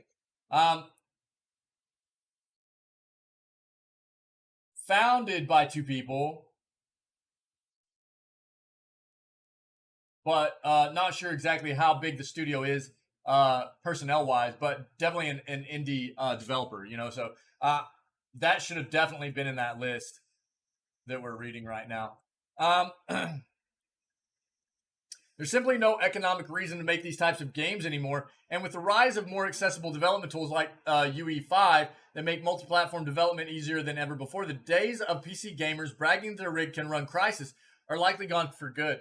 Look, here's the thing that sucks, though, is even the modern consoles like PS5, Xbox Series S and X, they cannot run a game to the optimized potential of what a PC can. And that's why so many people love gaming on PCs, is because of the power that you can get out of it. The thing that sucks is what this is actually getting to, really, is most games are created with console first in mind. Then they try to port these games over to PC, and then they're not optimized for PC. So the reason so many of us like to game on PC is because of the performance you can get out of it, right? But then you get these games made primarily for console and then ported to PC, and they feel terrible. Elden Ring. What? Elden Ring. Excuse me.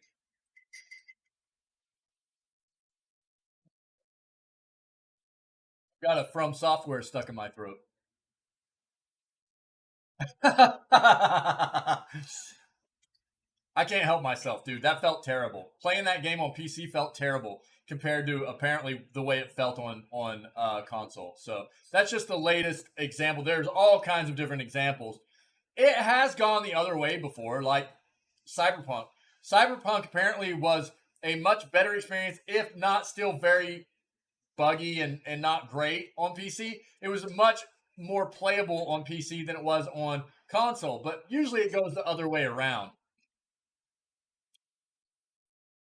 Microsoft promises not to squash historic video game industry union. Here we go. Highly unusual agreement means that workers may have an easier time forming unions at Activision Blizzard once Microsoft has finished its acquisition of the gaming giant. Microsoft has entered a labor neutrality agreement, which will apply to Activision Blizzard after Microsoft acquires the gaming giant. Microsoft and the Communications Workers of America union announced on Monday. The move paves the way for workers to more easily form more unions at Activision Blizzard. It's a rare decision for the tech industry and the U.S. more broadly, where businesses tend to actively fight and stop unionization efforts. Thank you, baby.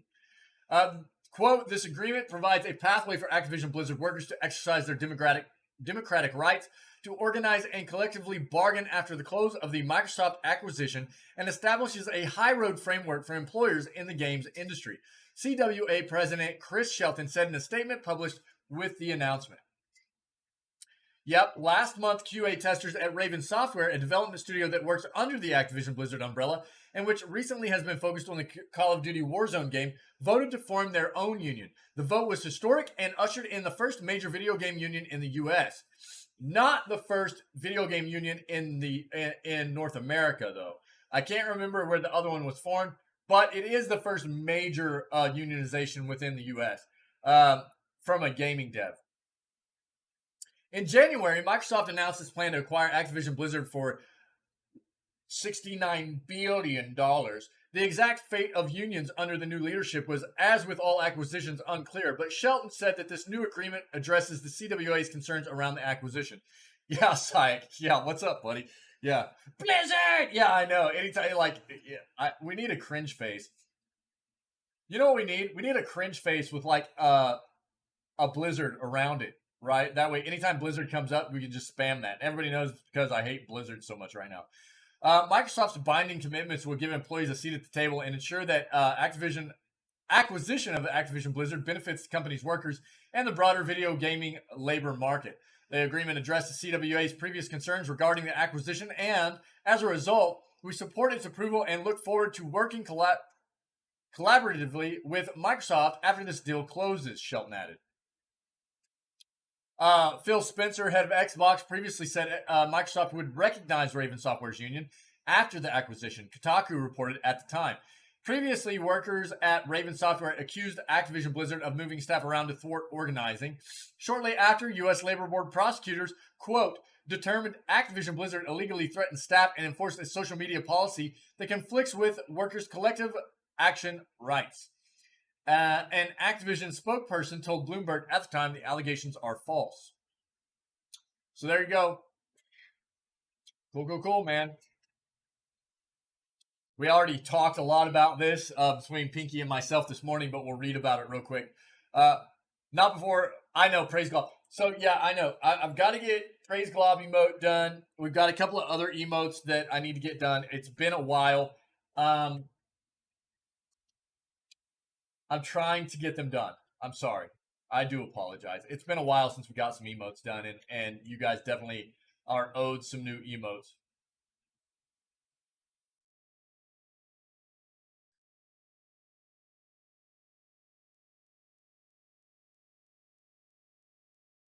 What? Tactics Ogre? No, the Praise Glob emote is the next one coming, for sure, Syke. Yeah. Over the last few weeks, a number of Sonic the Hedgehog fans have voiced concerns over the upcoming video game Sonic Frontiers. While the game's concept seems promising, videos and impressions have many people worried that it isn't ready to release this year. Despite these concerns, it seems that Sega is not considering a delay for the game. Speaking to Video Games Chronicle, Sonic team's Takashi Iizuka, that's an I. Iizuka states that developers are happy about the current direction of Sonic Frontiers, noting that feedback from playtesters has been quite positive. Quote, from our playtesting result, we have been iterating. We have been listening to the comments that come back. We've also been getting a lot of great feedback from people who rate the game and are like, I had a lot of fun playing this game. I'd give it an 80 or 90 point score out of 100. Really? Iizuka tells VGC, so we do feel like we're getting to the point where this game is done and people will like it. We do want to get that game into our fans' hands as soon as possible.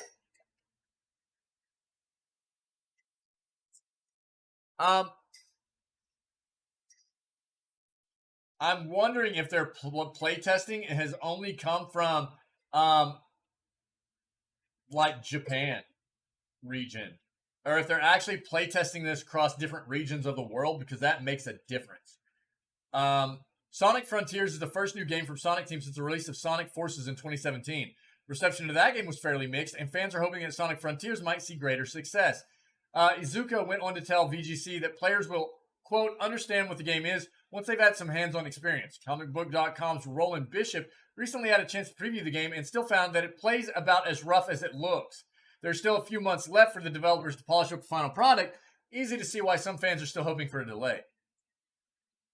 Sonic Frontiers will release later this year on Switch, Xbox One, X and S, PS4 and 5, and PC. In the meantime, you can check out the coverage of the game right here if you're interested. We talked about this a bit already, bringing up the article, but there you go. Yo, Tactics Ogre?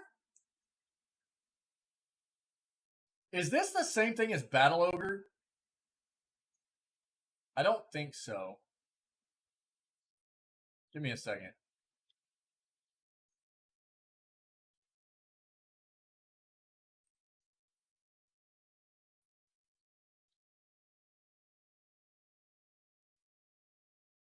Not NES ROM, dude. That's just SNES.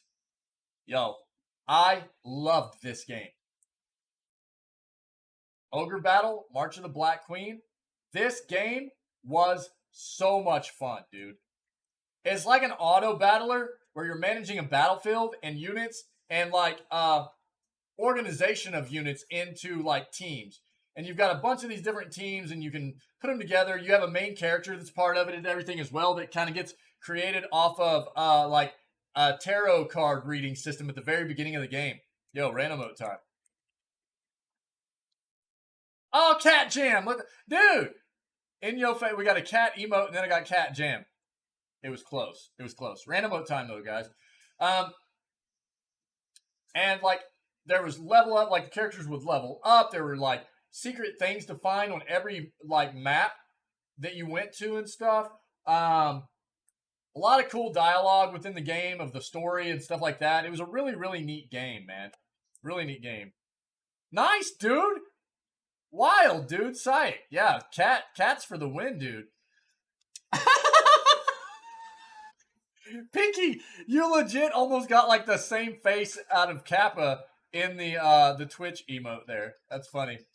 That's kind of funny, dude. So, if you're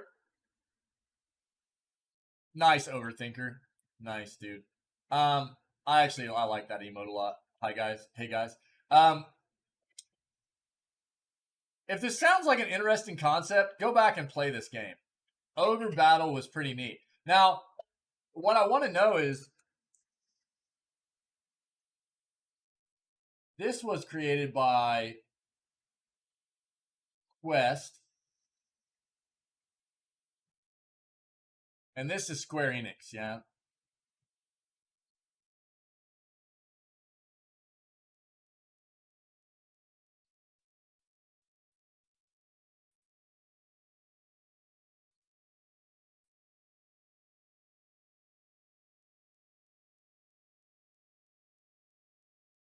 Yeah, I didn't think so.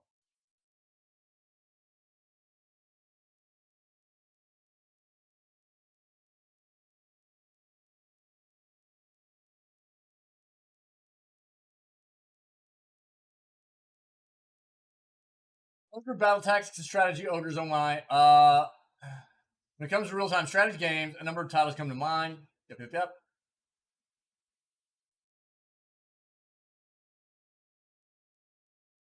Starting with the 1993 release of the first game in the series, Ogre Battle, The March of the Black Queen. The Ogre Battle saga predates Warcraft, Ogres and Humans 1994 by a whole year. As such, Ogre Battle remains one of the OG medieval fantasy real-time strategy games and more than deserves to be remembered as such. Oh,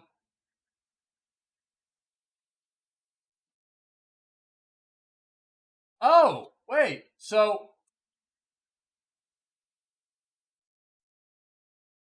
yeah, directed by Yasumi Matsuno, Ogre Battle, The March of the Black Queen was released in Japan in 1993.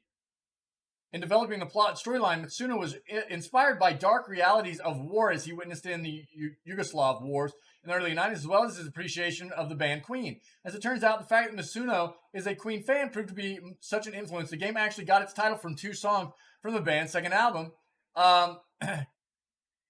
1974's Queen 2, Ogre Battle in the March of the Black Queen. That's wild, dude. The second game in the series would be 1995's Tactics Ogre, Let Us Cling Together. Differing from the first game in the series, Tactics Ogre, Let Us Cling Together utilized the gameplay and individual character control of more typical turn-based role-playing games. As with its predecessor, the game's title was again inspired by a Queen song. Yeah, so I'm guessing Tactics Ogre, I never played Tactics Ogre games, but I'm guessing they're more along the lines of like Final Fantasy Tactics games, yeah?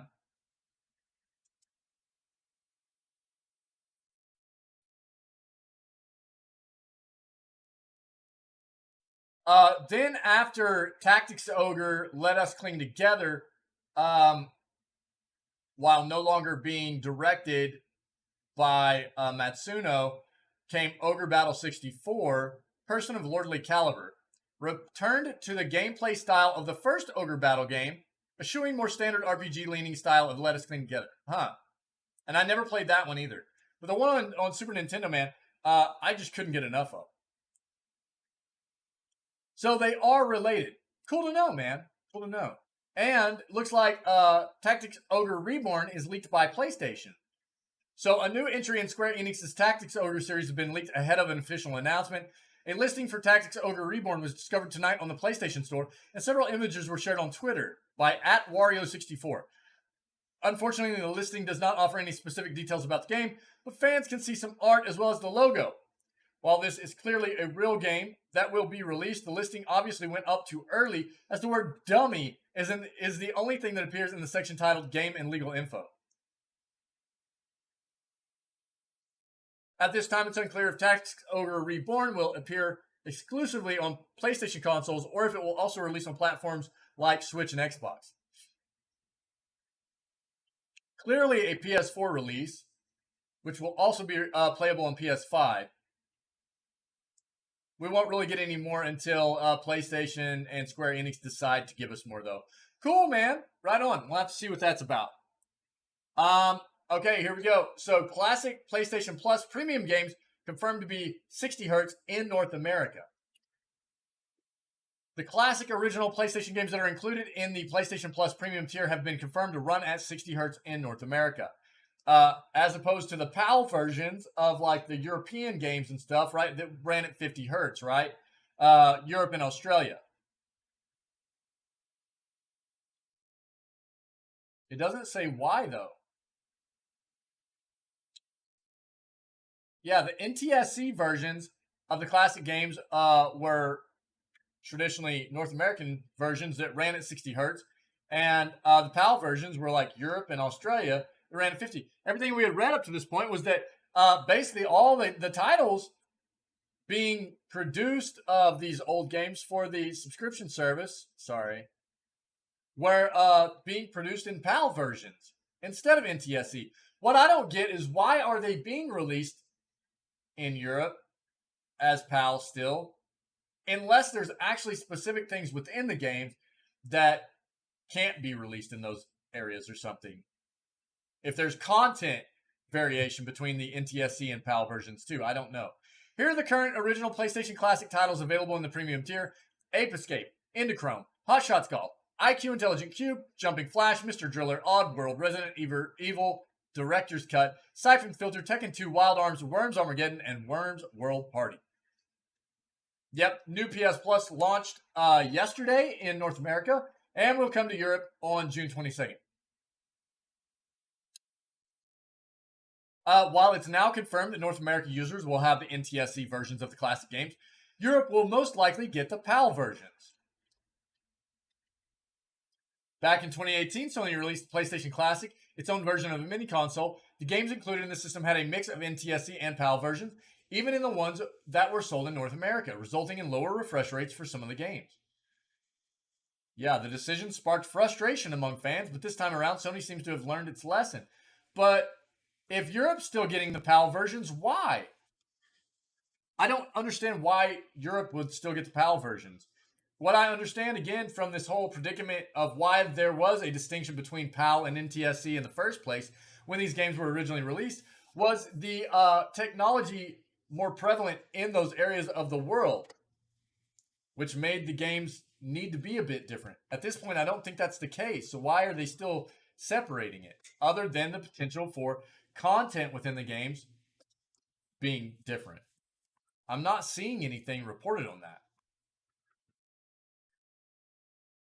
700 plus games on the new PS Plus in North America. Here you go. I'm going to throw this in chat. I'm not reading this. I'm not reading off 700 games to you. I'm sorry. There you go. It's in chat.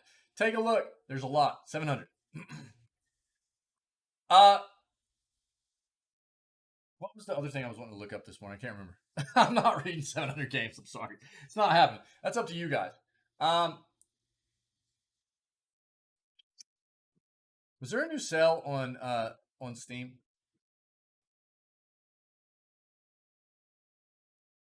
Yeah, I do think there is a new sale on Steam. So if you're not aware, Steam sale has changed. I think today might be hold on. I think today might be coming close to the last of chances to get. Let me pull up my Epic real quick to grab the free game on Epic, which is Maneater right now.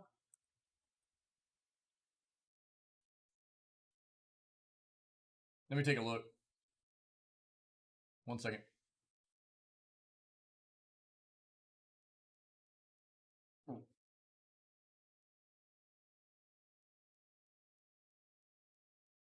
Give it to me, baby.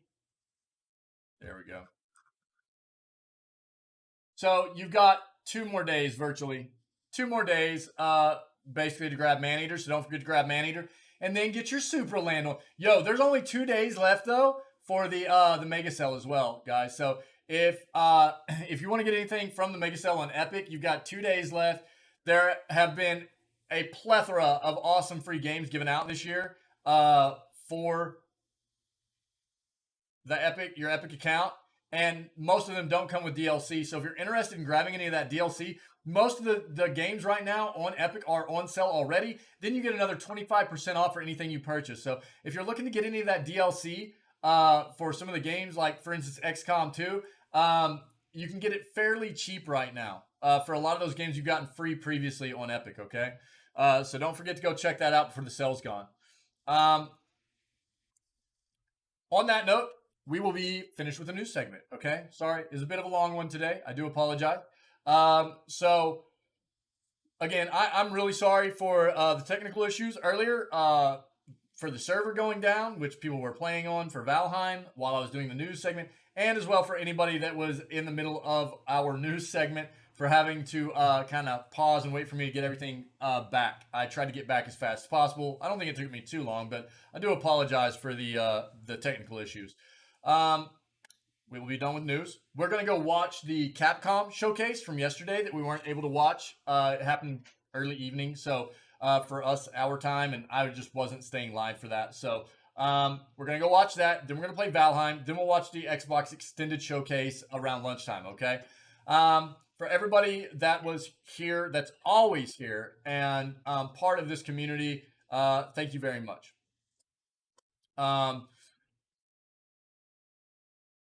If you are checking out the content, the news segment later on YouTube, then do me a favor. If you're enjoying it, please consider hitting that like and subscribe button and even leave me a comment so we can have a bit of a discussion regarding some of these topics we went over today, okay? Also, see what you can do about coming and hanging out with us at 6 a.m. CST every single day, where we start our stream at 6 a.m. CST, and then we always start off with our news segment, okay?